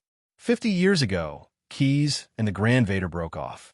The young blue dragon killed him with a surprise attack and swallowed almost all the collection in his magic laboratory. However, Medici's Pharaoh Essador still inherited a small part of the Grand Vader's legacy through various means. That pharaoh and his son Mako were able to become warlocks with the ability to cast spells. However, in the process of inheriting the legacy, some of the early records of the Grand Vader's experiments on the extraction of energy from the eternal blaze were inevitably leaked. In addition, 3 important subordinates under him, the general on duty, the commander of the wind, and the chief of the Fire Dwarf clan, all disappeared after the death of the Grand Vader. They were actually under house arrest in the private prison of the Pharaoh. In order to get useful information from these 3 people, the 2 generations of Pharaoh Essador and Mako did not show any mercy and tortured them for decades. The cruel torture inadvertently connected with the will of the 9 prisons of Bader and attracted the attention of the Lord of Flying Insects, and he added fuel to the fire. It was also from then on that Baalzeb started thinking about the spirit-binding tower. A few days ago, Bite City had experienced a calamity, and the Medici Empire had changed hands. In order to regain his crown, the Pharaoh Mako, who had embarked on the path of exile, had actually courted disaster by holding a summoning ritual. He'd originally only wanted to summon a few pit fiends to be his hired thugs. The black-robed wizards under him had also made preparations to deal with powerful magical creatures like the pit fiends. However, contrary to his expectations, the summoning of the pit fiends had instead attracted an avatar of the seventh lord. The result was obvious. Mako's preparations were of no use at all. The exiled pharaoh and his descendants, along with the treasures they'd taken from Medici's golden palace, were packed up and brought back to the seventh level of the 9 prisons of Bader, Maladomini. They were brought to a city that was still under construction. The city was called Malakad, meaning Fort of Maladomini. It was also the headquarters of the seventh lord, Barzub. It was a beautiful city, with perfectly straight boulevards, a fountain carved with exquisite yet terrifying ghost faces, and a tall tower that pierced the blood-black sky like an arrow. It was the greatest city one could see in Maladomini. Because of Barzub's morbid pursuit of perfection, the city had been built for thousands of years, but it still hadn't been completely completed. Once it was built, it would be torn down, and rebuilt. The cycle repeated itself over and over again. The miserable mortals, petitioners, and low-ranked devil craftsmen had to repeat this extremely boring work every day, but they had no choice but to do it. The raw material used to build this city was a sea of souls. Maladomini, the seventh level of the 9 prisons of Bader, had a special characteristic. Perhaps this was also due to Barzub's hobby. As long as there were enough souls as raw materials, Batsu could use them to make any kind of building materials. Not to mention the stone and wood of the 9 prisons of Bader, even the opal of Mountain Paradise or the gold of Xanadu. As long as the builder had enough souls in his hands, even if the building materials didn't match the atmosphere of the 9 prisons of Bader at all, there would still be as many as he wanted in Maladomini. In order to satisfy his hobby, Barzub had to develop his own financial resources and earn a sea of souls. Therefore, when he learned that there was a spirit-binding tower in the Ashes world, a treasure that could attract the souls of an entire plane, the insect lord was overjoyed. Although there were originally 4 spirit-binding towers in the Ashes world, Barzub had always liked the new and disliked the old. He didn't like the few spirit-binding towers that had been used by others. Therefore, the Lord contacted his relatives in the Bugbear tribe, and then used their relationship to hook up with the blasphemous priests of the wandering Drow clan. Whether it was fooling, threatening, or trading, as the 7th Lord of the 9 prisons of Bader, Barzub had too many means to make the mortals in contact with him work for him, and those blasphemous priests also lived up to his expectations. Relying on the power of the wandering Drow clan, in just a dozen years, they developed their own kingdom under the Ashes world and secretly prepared the basic materials for building the spirit-binding tower. In the process, Barzub, of course, also provided some help, and the cooperation between the two was still in the honeymoon period. Recently, after sending an incarnation to kidnap the exiled pharaoh, the flying insect lord picked out the treasures he intercepted and gave them to the group of blasphemous priests, as well as some of the items and information about the spirit-binding tower collected by the Great Vexual. Then, he sent a group of middle and senior demons, led by the snake-scorpion demon Namuku, to lurk in the Ashes world. While helping the blasphemous priests cover up, he was ready to pick the peaches when the spirit-binding tower was built. The abacus clanged loudly. After knowing all this, Keys naturally couldn't sit back and do nothing. If Barzub's plan succeeded, he, who had long regarded the Ashes world as his own backyard, would not only lose face, but also have a great possibility of crisis in this fragile material plane without the protection of the gods. However, the matter of the spirit-binding tower couldn't be exaggerated, and he couldn't let the scales of eternal order send an army to eliminate the rebellion. Therefore, Keys changed his name and formed an adventure team. In the name of exploring the underground cave, he wanted to solve this crisis in a traditional way. Moreover, he had also prepared a generous gift for the Lord of the Flying Insects. After all, it was impolite not to reciprocate. Chapter 956. Clack. The door lock, which was called Blood Claw by the insiders, did not last long in the hands of the great framer Calder Fintry. It was easily broken by him with a magnetic rod and brass pick. Fortunately, I did not disappoint you. The halfling took a step back, and the tools in his hand disappeared in an instant. No one knew where he had hidden them. Then, he picked up the hupak staff that was previously inserted into the ground. He used the rubber band at the top to tie the handle of the secret door, and used gentle movements to open the secret door. Another alley appeared in front of him. In order to carry out this crypt exploration, Keyes had hired several members of the adventurer team.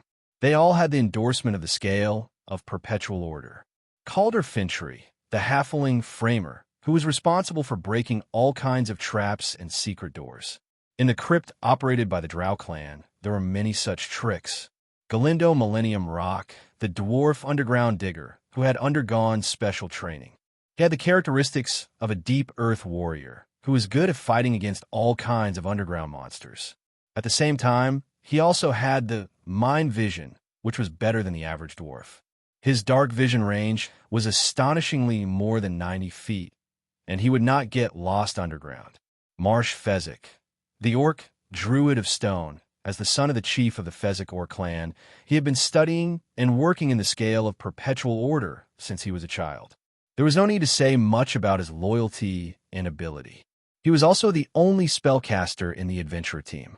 Jarrett, the legendary warrior and duelist who appeared as a drow defector, was a member of the adventurer team that Keyes had forcibly pulled into the adventurer team. The latter had taken a fancy to him because of his dark elf identity.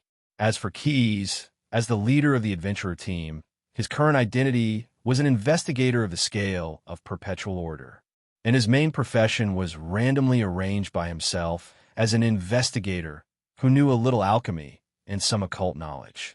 At the same time, he had the death knell at his waist and a long spear on his back. He didn't deny that he had taken on the role of a gunmaster. Hey, gunpowder magician. This was the nickname that Calder Fintry gave to Keyes. You guys can really shoot bullets 2 miles away, and, at the same time, make them turn left and right. You can also eat gunpowder to temporarily strengthen your body. Yes, yes, yes. Keyes answered his 3 questions with 3 affirmations. At the same time, he discreetly dodged a hand that was reaching for the gunpowder horn pot at his waist. All the above is due to the sharpness of the gunner's senses. The halfling sheepishly retracted his hand. He wanted to borrow some gunpowder to take a look, but the purpose was only to satisfy his curiosity. Although this behavior was not malicious, it was mostly due to the curious nature of the halfling. After he borrowed something, he would return something else as compensation. However, creatures of other races rarely understood the thoughts of halflings. Fortunately, even if Keyes didn't let him succeed once, he didn't really get angry with him. However, after being repeatedly thwarted, the halfling's curiosity grew stronger. He decided in his heart, when we get into a fight later, I must open my eyes wide and watch carefully. That's right, all the members of the adventure team felt that it was impossible for them to not encounter a battle on this trip. Jarrett, who was most familiar with the wandering drow, was even more certain. He knew very well the methods that his kind would use when operating the crypt. Even though the defensive traps and mazes in the alleys were almost useless with experts like Calder Fintry and Grindo Millennium paving the way for them, it didn't mean that they couldn't send back some information. Stop! As he walked, Grinder suddenly stopped in his tracks. The subterranean digger reminded Grinder softly as he swiftly switched off the acetylene lamp in his hand. If he was alone in the tunnel, there was no need for a gas lamp or anything like that. Mind vision allowed him to see everything within 100 feet of him in the dark. He heard the rocks on both sides of the alley whispering to him and knew that there was a medium-sized creature rapidly approaching. In the underground cave, other than monsters and drow, there were very few creatures that could grow to a medium-sized size. Moreover, because the former rarely appeared in groups, it should be a patrol team of drow. The walls of the underground alley were not as smooth as they were made of bricks. Many places had gaps and corners of earth and stone. Some places could even hide a person without a problem. Therefore, after Grindo shouted for them to stop, the members of the adventure team quickly moved and each found a place to hide. The underground digger turned off the acetylene lamp in a timely manner. In addition, they were all wearing the cloak of camouflage provided by the scale of perpetual order, which could isolate them from the heat radiation to a certain extent. Therefore, even if the Drow's infrared vision allowed them to see in the dark, it was not easy to find these people who were hiding. "We can't hide, we have to fight." Grindo's ears were close to the rocks and soil as he listened carefully. At the same time, after analyzing the position of the Drow Patrol team and his own team members, the dwarf made a decision. He lightly knocked on the rock beside him twice and made two dull sounds. According to the explanation given before they entered the cave, two light knocks and clenched fist and waved arm both meant prepare for battle. The other members immediately understood the meaning. Calder Fintry took out a long rope from his backpack and quickly fiddled with it with his nimble fingers. In a few moves, he made several knots and loops on the rope. Then, he used his movements as if he was skipping water and threw the rope that was now more like a net in front of him, covering a large part of the alley. Finally, the halfling took out a few pulleys and used the ironwood hupak staff that he had already inserted into the rock as a bearing to set up a labor-saving activation mechanism. As long as the enemy walked into the range of the trap, he could quickly retreat and pull the rope at the same time to create a safe distance and make it easier for his teammates to attack. Quite ingenious. Looking at the halfling's skills, Keys couldn't help but nod and praise in his heart. Other than the halfling, the other members of the adventure team had also completed their respective preparations. The dwarf's armor was checked, his battle axe was planted on the ground, and his crossbow was ready to shoot. Jarrett's figure had already disappeared. Other than Keys, no one else could see through his invisibility. The orc Mashu had a bone fin on his back. It seemed to be a preparation for a druid's transformation spell. Keys himself had already taken out the death knell, which he had not used for a long time, and was ready to play the strongest note of the battle. Chapter 9:57. He pretended to swallow some gunpowder. It tasted terrible, but even the stomach of an ordinary megalosaurus could digest it, not to mention an abnormal megalosaurus like Keys. He loaded the death knell with ammunition. It was the same double-barreled short-barrel gun that he used in the beginning. Although he had the latest electromagnetic nail rifle of the scale of Perpetual Order on his back, since he had the opportunity this time, he wanted to relive the past. Master of body tracing, Keys muttered in his heart. It's long gone. After waiting for about 10 minutes, the sound of rustling footsteps could be heard in the quiet alley. It was a full patrol team of 30 drow, including petrified lizards. They followed the team under the command of the drow trainer. The leader is a Haribi, a peripheral member of the Dayat mercenary group, but you don't have to hold back. It turned out that Jarrett, who had just hidden his tracks, had already gone ahead to investigate the details of the patrol team. After returning, he used soul language to complete the intelligence report to all the members of the adventurer team. The so-called Haribi meant my trusted friend in the language of the Dark Elves. But Jarrett said that there was no need to hold back, which was somewhat ironic. The voice that suddenly appeared in their hearts surprised everyone except Keys. Galindo Millennium and Marsh Fezzik were a little better. The former was a dwarf with a will harder than stone. The latter grew up in the scale of Perpetual Order, so he was experienced and knowledgeable. After all, the great framer Calder Fintry was a halfling, and his mind was too jumpy. Startled by the sudden sound, although he covered his mouth with his hand in time and did not cry out, he still squeezed out a heavy breath between his fingers. As the strongest race in many underground worlds of the multiverse, the Dark Elves naturally had their unique racial advantages. For example, in such an underground alley, the hearing and eyesight of the drow were terrifyingly sharp. All the Dark Elves in the patrol team, one after another, heard the panting of the halfling. However, they did not ask loudly. Instead, they gestured to each other and quickly made a decision. They are going to launch a surprise attack. The drow sign language was naturally not difficult for Jarrett. He once again used soul language to communicate. First, release demonic fire. That thing will not burn people when it falls on them, but it will expose their whereabouts and attract the focus fire of the patrol team. Then, use dark spells combined with crossbow bolts and release petrified lizards to attack.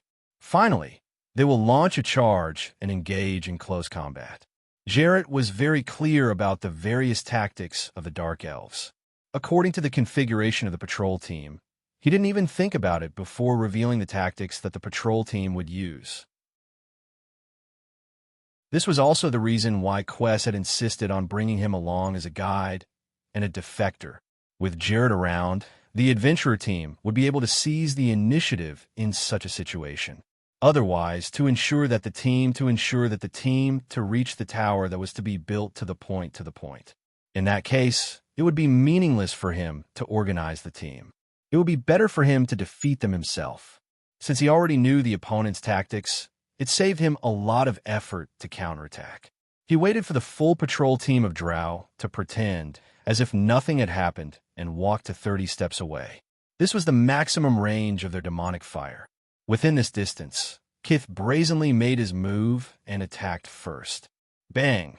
He pulled the trigger of the death knell, and the gunpowder exploded, emitting a dazzling light. After the projectile left the chamber, it flew for a dozen or so meters before exploding a second time, releasing an even brighter light. Keyes had also made some preparations to deal with the Dark Elves. This special alchemy bullet called Flash Bomb was one of them. The dazzling light had a great impact on the underground creatures. Although it was not directly lethal, the group of Drow and the petrified lizards in their team all screamed and closed their eyes to protect themselves. Taking advantage of this opportunity, the young blue dragon who had transformed into a human sprang out. In the blink of an eye, he used the various protrusions on the walls of the alley to rush more than 30 steps away. He directly rushed to the front of the petrified lizard that was at the front of the patrol team. This short and fat reptilian monster had 8 legs and many bone spikes protruded from its back. Its eyes that were supposed to emit a scorching light green light were now tightly shut under the stimulation of the strong light. Hearing the movement in front of it, it was just about to open its eyes when it was slapped by a palm that looked ordinary but actually contained great power, smashing its head into the ground and creating a shallow pit. Verdict: Keyes raised the double-barreled short-barrel gun that only had 1 bullet left. He did not know how much power he used in the slap just now. He was afraid that he would directly kill the petrified lizard and lose the chance to use the death knell attack. Bang! The muzzle of the gun was almost touching the top of the lizard's skull. He decisively continued to pull the trigger. The second shot was also a high-explosive bullet that had been modified by alchemy, and it shattered the skull of the petrified lizard. The red and white objects that had shot outwards were all blocked by the shockwave of the explosion. Therefore, although the brain of the petrified lizard was smashed into paste, Keyes' body was not stained with any bloodstains. The Dark Elf Patrol team naturally heard the sound of the bullet being fired, as well as the sound of the petrified lizard falling to the ground with a thud before it could even cry out in pain. Without the captain's command, the patrol team members all raised their crossbows. The ones at the front quickly squatted down, while the ones at the back maintained their level. Although their eyes were still tearing from the stimulation of the strong light, they still decisively fired in unison to counterattack. However, the petrified lizard that died before it could achieve victory provided Keyes with artificial cover. Although the arrows of the patrol team were sharp, they did not cause any damage to him who had squatted down in time. Those arrows were all stuck in the body of the petrified lizard. With a click, the lock was unlocked, the barrel was pried open, and the reload was completed. These 3 actions were done in one go. Following that, with a light click, the death knell was once again reloaded. Keyes did not stand up. He directly fired 2 consecutive shots at the top of his head. The 2 flash bombs hit the top of the alley, shattering a lot of gravel and dirt. The explosion of light once again blinded the eyes of the Drows. Fortunately, they were smart enough to switch their infrared vision to normal vision in time. Otherwise, with 2 flash bombs at such a close distance, they would not be far from being blinded. Chapter 958. With a successful strike, Keyes did not linger and quickly retreated. His movements were so swift that even Jarlaxle, the leader of the Dark Elves, did not see it clearly. The young blue dragon in human form had already returned to his original hiding place. More than 10 balls of demonic fire landed on his running path after he had completely hidden himself in the natural shelter. Even the cold flames that emitted a demonic light could not catch up to him.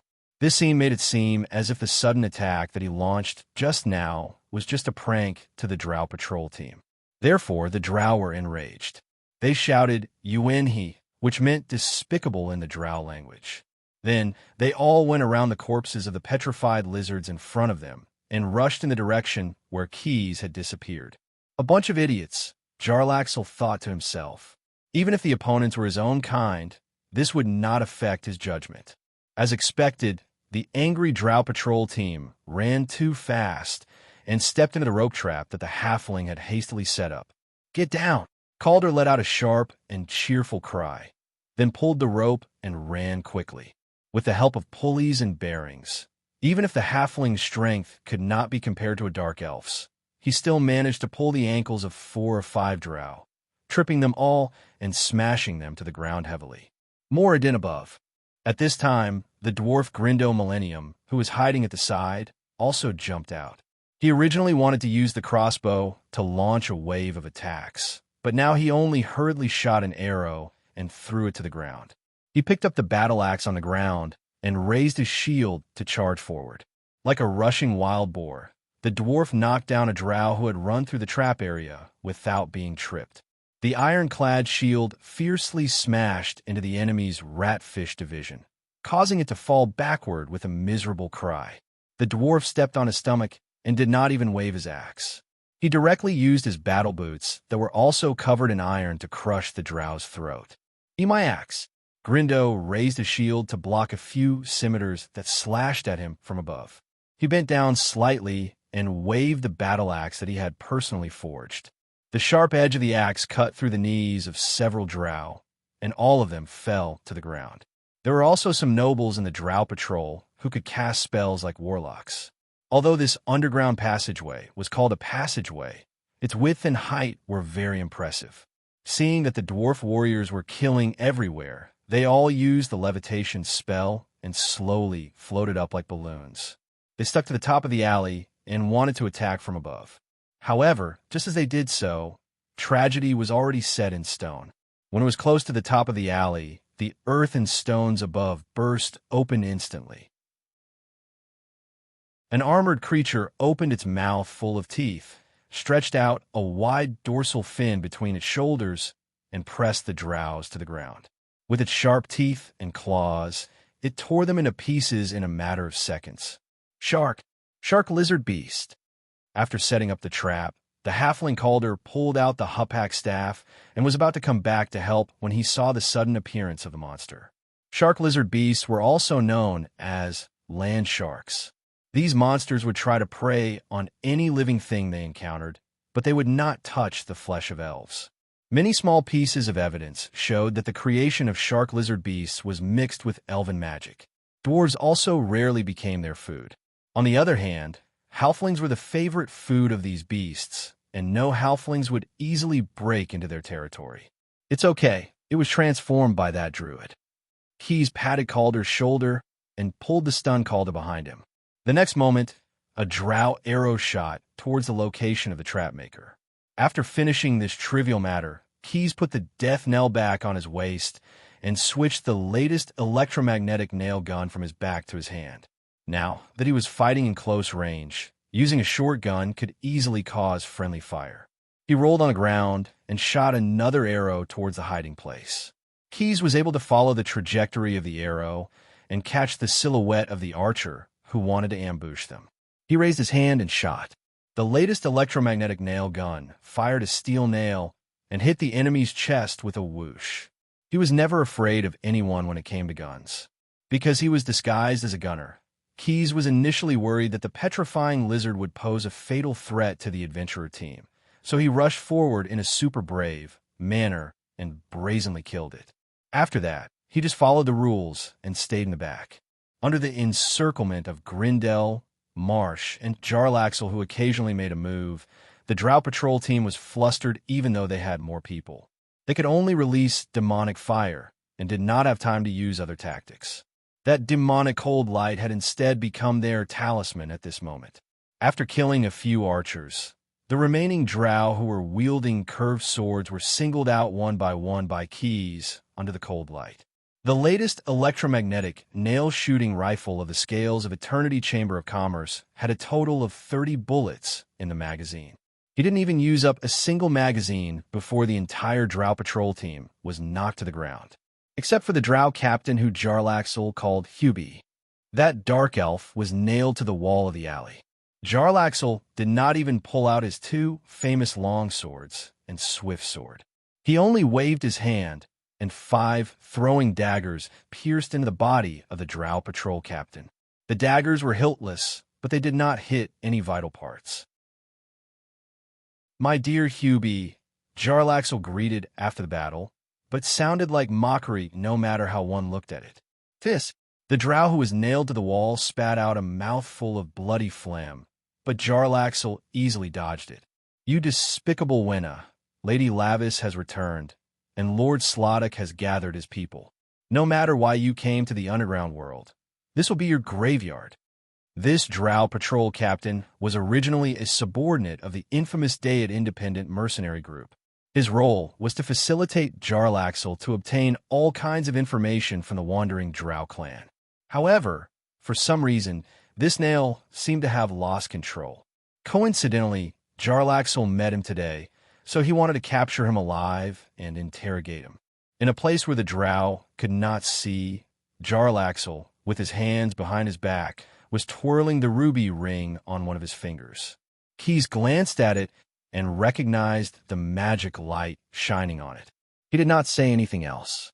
No wonder the drow captain spoke as if he had a deep grudge, but in just a few sentences he had sold out the current situation of the forces behind him.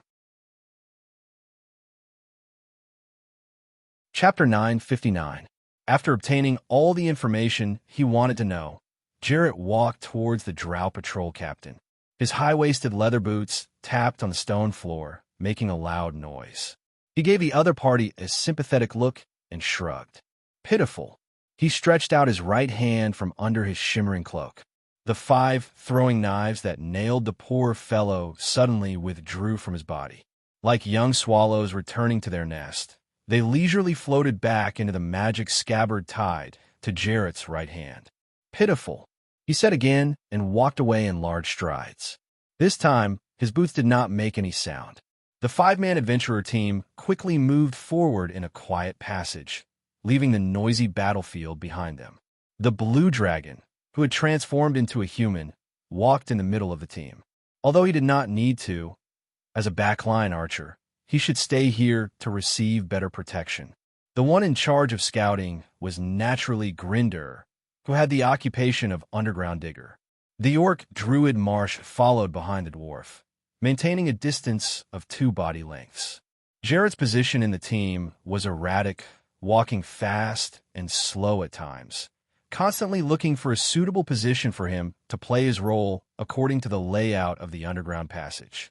It was obvious that he had his own unique views on how to march in the Underdark world. The Great Framer Calder was at the back of the team.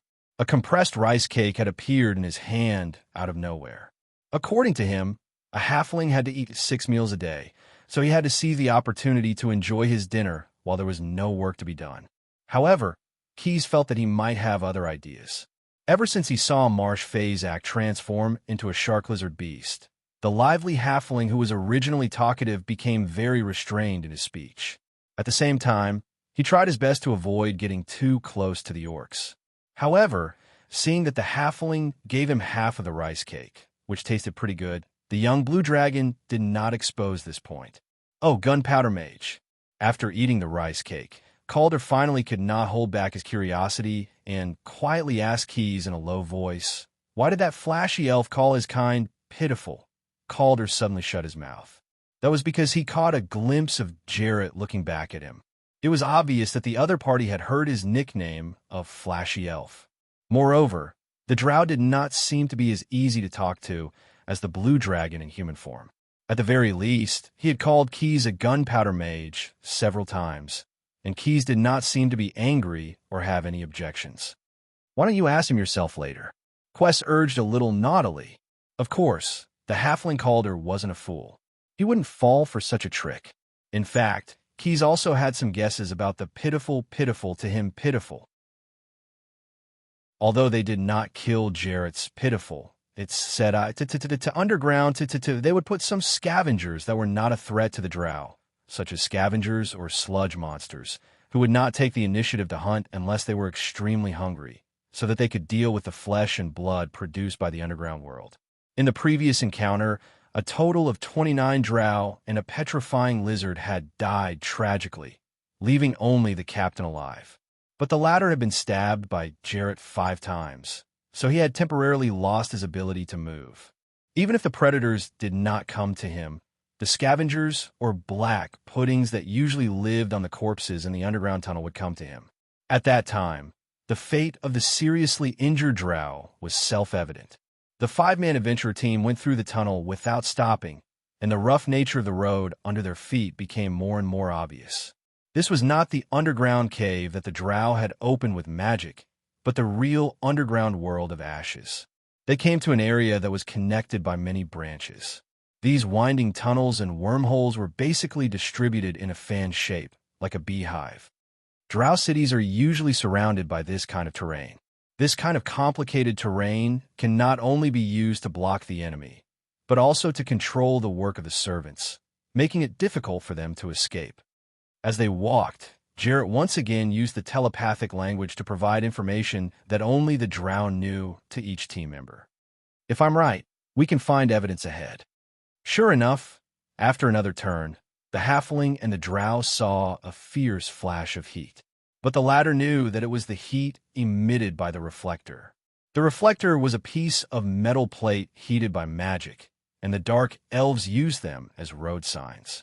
The heated side was like a mirror that reflected sunlight for creatures with infrared vision, and, at the same time, it could also provide some illumination for the drow servants who did not have infrared vision. However, the slaves could not rely on the signs that could only be seen with infrared vision like their masters to find the right path in this complicated tunnel. After walking for a short while, they finally approached a medium-sized cave. There were no traces of processing on the walls and ceiling of the cave. There were sharp corners everywhere, and small stalactites were all over the cave. There were 2 wooden doors on the wall of the cave, which were obviously added recently. On the wall opposite the wooden door, there was a strange concave hole, only 1 step deep. In the hole, there was a waist-high ledge covered with a blanket. A drow soldier was leaning on it, holding a sword and a dagger in his hands, playing with the dagger in boredom. This is the structure of the drow city, Winderham, which means something like a barbican. However, this barbican itself is a trap. Although there are 2 wooden doors here, it's actually not the right path at all. Behind it is either the path of slaves with endless traps installed. Usually, only the servants pass through it, and the drow control the mechanism behind it to prevent the trap from being activated, or it's simply a cave where monsters are locked up. The real path to the city is most likely under the blanket that the soldier is lying on. It should be the aperture that leads to the deeper dark hell. Drow nobles can use levitation to easily go up and down, and civilians can also use rope ladders and the like. Instead of entering the cavern, Jarrett stopped the dwarven Soveranian digger at the front of the party in time. Then, using spiritual language instead of words, he explained everything he knew in great detail. If we want to enter the city without alerting others, then we have only one way. We have to use some deceptive means. Chapter 960. Sandstorm. Underground digger Garindo Millennium Rock cursed in a low voice. If it weren't for the mission, I would be a bearded dwarf if I accepted such a weird suggestion from the gray-skinned guy.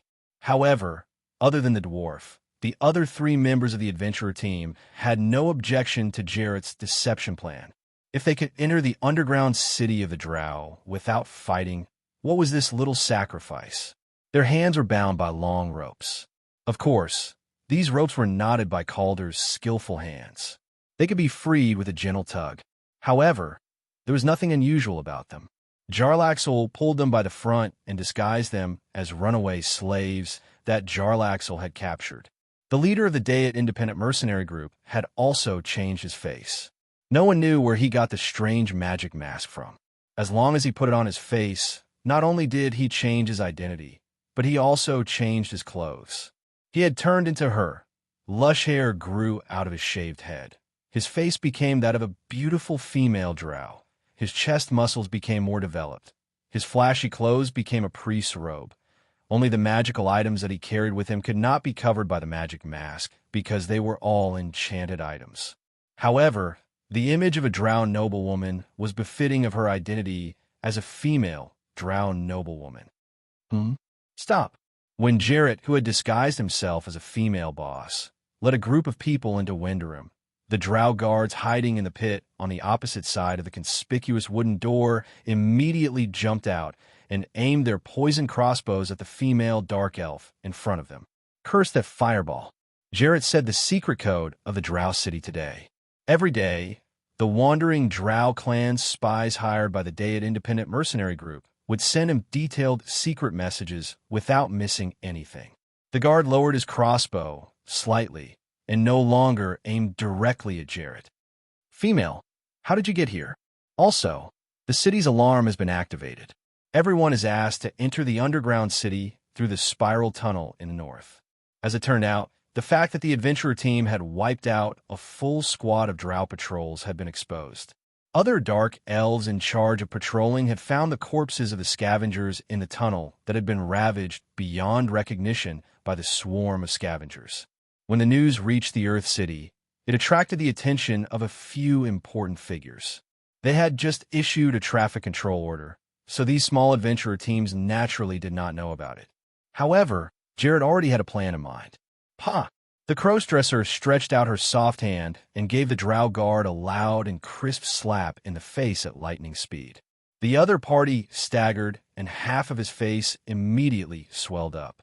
Luckily, he didn't faint. You? In his shock and anger, the guard immediately wanted to pull the trigger of the crossbow, but he couldn't. When he figured out the reason, it was as if someone had used ice water to extinguish his anger. Other than the word you, he swallowed everything else he wanted to say. Cowardly male, what else do you have to say?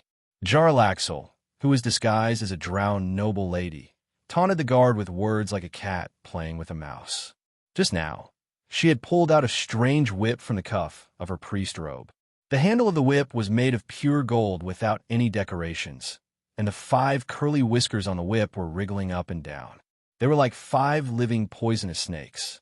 And one of the poisonous snakes shot out in an instant and got behind the trigger of the guard's crossbow, jamming it. The drow guard's eyes immediately widened. He understood the meaning of this weapon. In the past, only the high priests of Lolth could have such a weapon.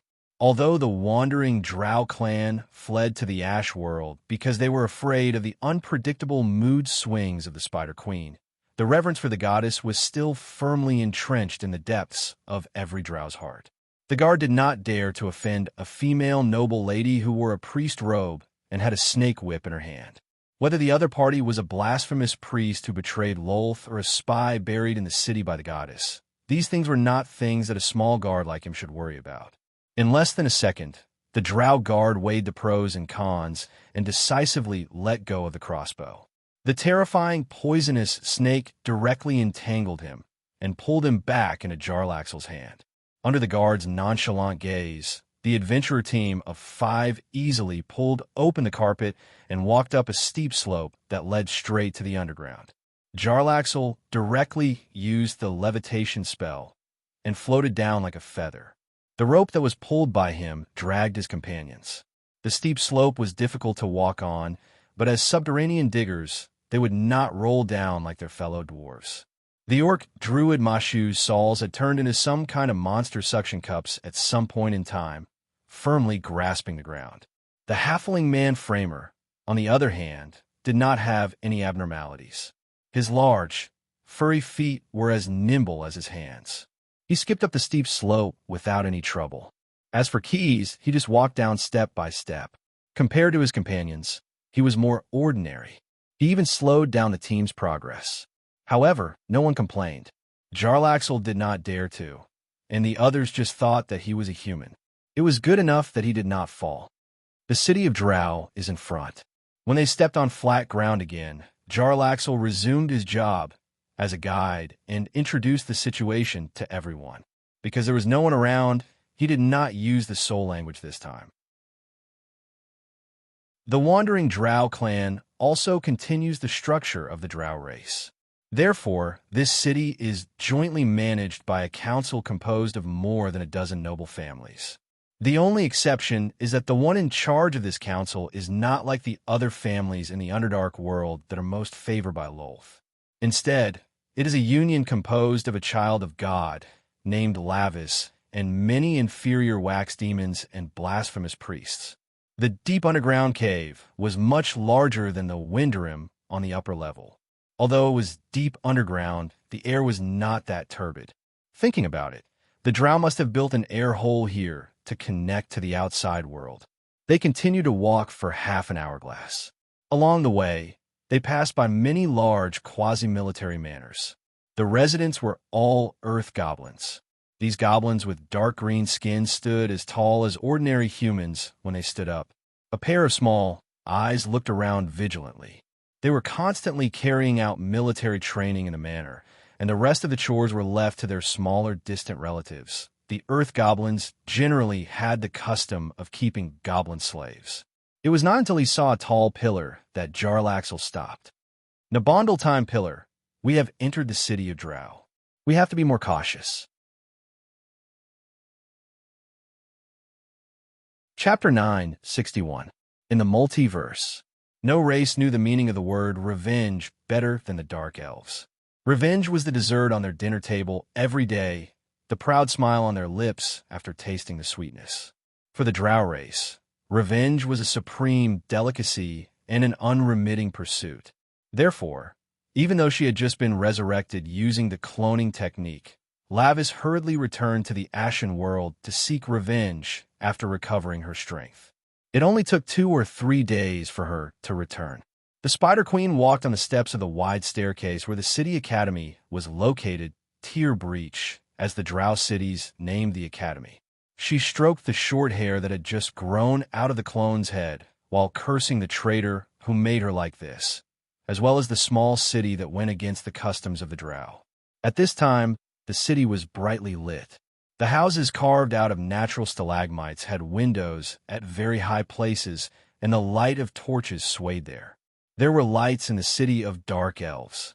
Generally speaking, in the city where the Drow race lived, many exquisite buildings, usually noble mansions, would be decorated with the soft light of demonic fire.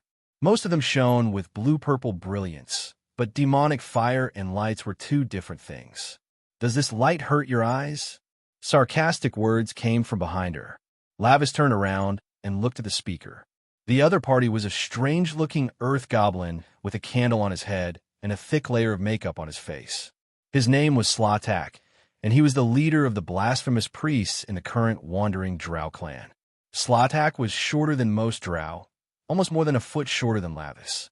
However, although his makeup was strange, he always had an inviolable majesty and calmness. Lavis knew his strength better than most people and his temperament, so she always dealt with this small earth goblin with the greatest degree of caution. Hearing this sarcasm, the first thing that came to Lavis' mind was, of course. Flickering and shining, the lights of the entire city looked like pairs of malicious eyes to her. However, the words that came to her mouth became, "Of course not, my dear Hubie. If that's your command. Let's go," the blasphemy shaman whispered. The terrible Drow accent made Lavis unable to distinguish whether the other party was speaking or roaring. She followed the earth goblin down Tier Breach and walked to the iconic 3-tower building of the Drow Academy. The so-called 3 towers refer to the Combat Tower, the Adept Tower, and the Spider Tower, which was usually the largest and most magnificent of the 3 towers. However, the purpose was to escape from the moody goddess Lolth. In this city of wandering Drows, there was naturally no temple building like the Spider Tower. In its place was a pyramid-shaped tower. It was still under construction and had yet to be completed. Many Drow civilians, as well as earth goblins, served as supervisors here. They used scimitars and whips to drive thousands of goblins and human slaves to work. These slaves inlaid pieces of polished obsidian on the body of the pyramid. They lifted a square stone with a crane and stacked it in various positions that had already been planned. Slatak took Lavis and entered from the main door at the bottom. As soon as she stepped into the hall of the pyramid, all kinds of smells immediately attacked the Spider Queen's noble daughter, from the fragrance of spices to the smell of dried blood of sacrifices. At the same time, strange chanting sounds came from behind every side door. Slatak didn't care about it. He shrugged and walked past a few disciples who saw him and bowed to him. The blasphemy shaman went straight to the higher steps. His destination was his own private room. He walked down a small hall where the floor was full of living spiders, some of which were even taller than Lavis' knees. Lavis was a little confused. Shouldn't this scene appear in the spider temple? Why would a blasphemy shaman's residence also raise spiders? Did he need these spiders as a medium to steal the Spider Queen's power?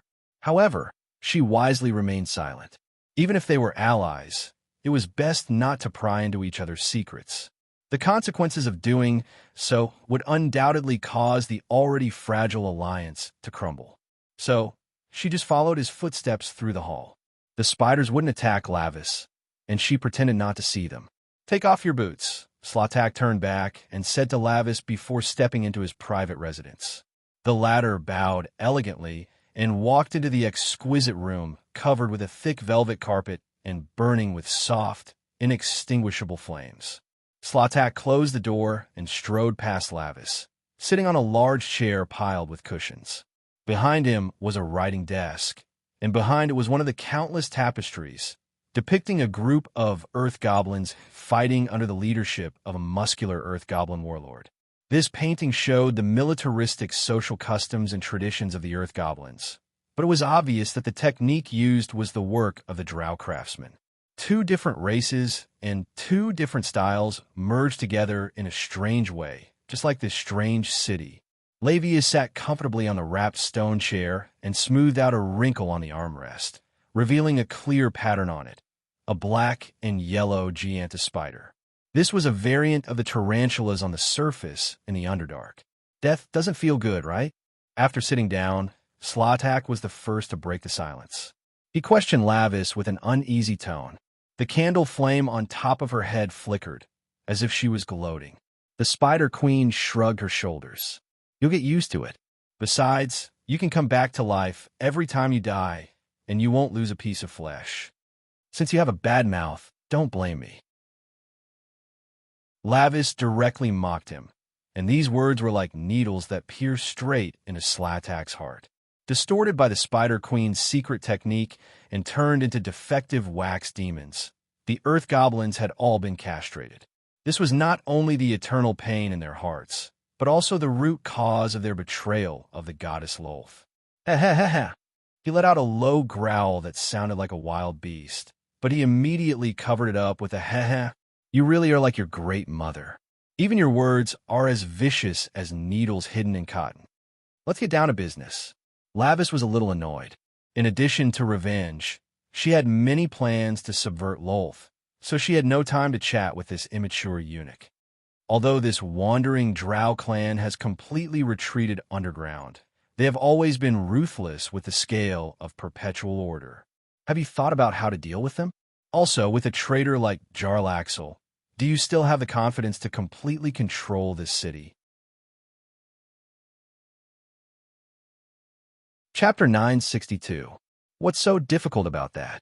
Hearing the offensive words, the Earth Goblin blasphemy priest glared at Lavis, but soon after, he changed his gaze into a playful one. There are no shadows in the Underdark, no birds chirping, and no room for hope.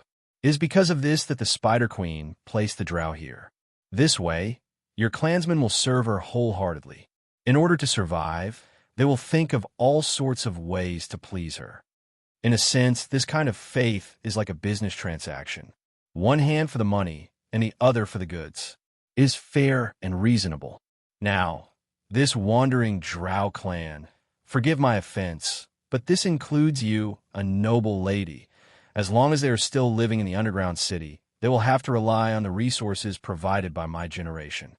Since that is the case, what reason do you have to refuse to shed your blood for me?" Lavis glared at him. The atmosphere in the private room suddenly became cold, and even the burning fireplace seemed to have cooled down. However, Slodic turned a deaf ear to this. "You know better than I do. Be it Dana Caesar or Minzo Baranzan, the nobles of the great drow cities are all under the control of their matriarchs. For the sake of pleasing Lolth, they carry out a bloody and cruel ranking game. But even so, they are still a union of interests. Why is that? My opinion is that because of the pressure from the outside world, such as the underground monsters, mind flayers, Mithril Hall, and Bullingdon Stone City, the chaotic drow will form a city-state to resist the outside enemies. The greater the pressure from the outside world, the less internal strife among the drow. The more united they are, the more orderly they are. Therefore, with a colossus like the Scale of Perpetual Order eyeing them covetously, this wandering drow clan will not have any problems." Although Lavis wanted to refute, after thinking about it carefully, she actually agreed with Slodic's words. This Earth Goblin blasphemy priest indeed understood the drow very well. His point of view was even more direct than most of the drow nobles. Kassin's Ober. Jarlaxle whispered a secret phrase that was rarely heard in the drow society, which translated to pull out the spider's leg. The seemingly flat wall responded to the mercenary leader's signal. It twisted into a spider web and spun outwards. The spider's silk rolled together and created a hole for the mercenary leader and his adventurer companions to crawl through. Even Jarlaxle, who was usually one step ahead of the other drow in everything, was somewhat surprised, or perhaps pleasantly surprised, to find a female drow waiting in the room. This was the Academy's magic school, the Warlock School, and this room was directly above the Dean's Lounge. Jarlaxle had hoped to have a subordinate from the Dayad Independent Mercenary Group to receive him, but it was clear that the person in front of him was a better choice. Keys followed behind the leader of the mercenaries, wisely staying out of the sight of the irritable owner of the room. He looked around the interesting room. Like most wizard towers, it was bathed in a soft blue light. On the table, on the 3 chairs on the floor, there were parchment scrolls everywhere. Bookshelves were placed against the wall, holding dozens of wide-mouthed bottles with open lids and slightly smaller hourglass-shaped containers. On the side were seal boxes. There were hundreds of other strange objects, which made the young blue dragon, who had transformed into a human, wonder what they were used for in this mess. "You brought Cobras into the Warlock School?" The owner of the room raised his eyebrows in surprise. Keys was careful to keep his eyes on the ground, although he also stole a few glances at the daughter of House Benra. He had never seen a female drow in such a place with such strong light before. Jarlaxle had disguised himself as a female boss in order to sneak into the city. He now thought that this warlock was not very beautiful by the standards of the drow. She was too short, and her shoulders were too wide for her sharp face. Keys was curious how this female drow could have such a high status among the drow who valued beauty. He thought that her high status could only be because she was born in a noble family, and a high-ranking one at that. Although he did not fully understand the drow language, glib tongue and language proficiency could not make people understand all the regional slang. Keys realized that the phrase Cobras, just now, was probably an insult to him. Generally speaking, Keys would respond with a sword, but not here, not where he was about to do something. "I took them to many places," Jarlaxle replied. "I don't think your brother would have any objections." Jarlaxle scanned the room, his eyes falling on the big shiny table made of human bones and the cushioned chair behind it. There was no door connected to this room, no obvious hiding place, and his subordinate was not here. "Gundor should be here," Jarlaxle argued. Jarlaxle defended himself. Besides, why would the Dean of the Warlock Academy appear alone in the secret spell room of another Warlock instructor? I remember that this is against the rules, just like when I brought a few non-drow into the Warlock School. Note, you are questioning the Dean of the Warlock School. This is still the Warlock School, the short drow warned. "Asenki," Jarlaxle replied with a slight bow. It was a somewhat vague word, meaning as you wish or almost. "Why are you here?" The Drow Warlock asked. You knew I was coming, Jarlaxle said. Of course, the Drow replied slyly. I know many things, but I want to hear your own explanation of why you entered the Warlock School and why you entered Gundor's secret room. Although he's probably busy fiddling with a spell experiment right now and doesn't have time to talk to you. Jarlaxle put his hand into the folds of his cloak and took out a metal creation with gears and pistons. It was not hidden under the cloak. What he did just now was just a smokescreen to hide some kind of spatial equipment. Then, with a speed that the female warlock could not react to, he threw the object to the human bone table in the distance. The table opened a drawer and automatically put the object inside, and then firmly closed it with a click. Take it out. I will personally give it to Gundor. I can't open it, Jarlaxle lied. Every time I use it, the human bone table will change a secret code, and I only know one. The female warlock glanced at him and then softly chanted, still staring at the closed drawer. The drawer was covered with intricate patterns woven by magic, the Guardian Golem spell. They were so tightly woven that she could not easily open it. Although her magic power was one of the best in the city, she was still afraid of what would happen if she violently broke her brother's masterpiece. At this time, Kith was looking at the drow who was fighting with himself with great interest. If he was not mistaken, the object that Jarlaxle took out should be one of the core components of the old version of the Mad Knight armor. It was a power armor engine jointly developed by the Half-Lich Snade and the Master Engineer Shay. I really underestimated this guy in the past. He glanced at Jarlaxle discreetly. To be able to obtain such a piece of technical equipment under the strict lockdown of the Chamber of Commerce, this Dayad Independent Mercenary Group leader really had some tricks up his sleeve. Chapter 963. May you be at the mercy of others like the Wrath Beast. In the end, the sorceress gave up on the idea of using violence. She turned back to look at Jarlaxle and cursed under her breath. Jarlaxle maintained his smile and continued the unfinished ritual. He took off his hat and bowed deeply, drawing an exaggerated arc with his hat. Good day. Then Jarlaxle stood up straight and rolled his hat to his elbow. Then, with a shake of his arm, the hat spun in the air and accurately landed on the mercenary leader's bald head.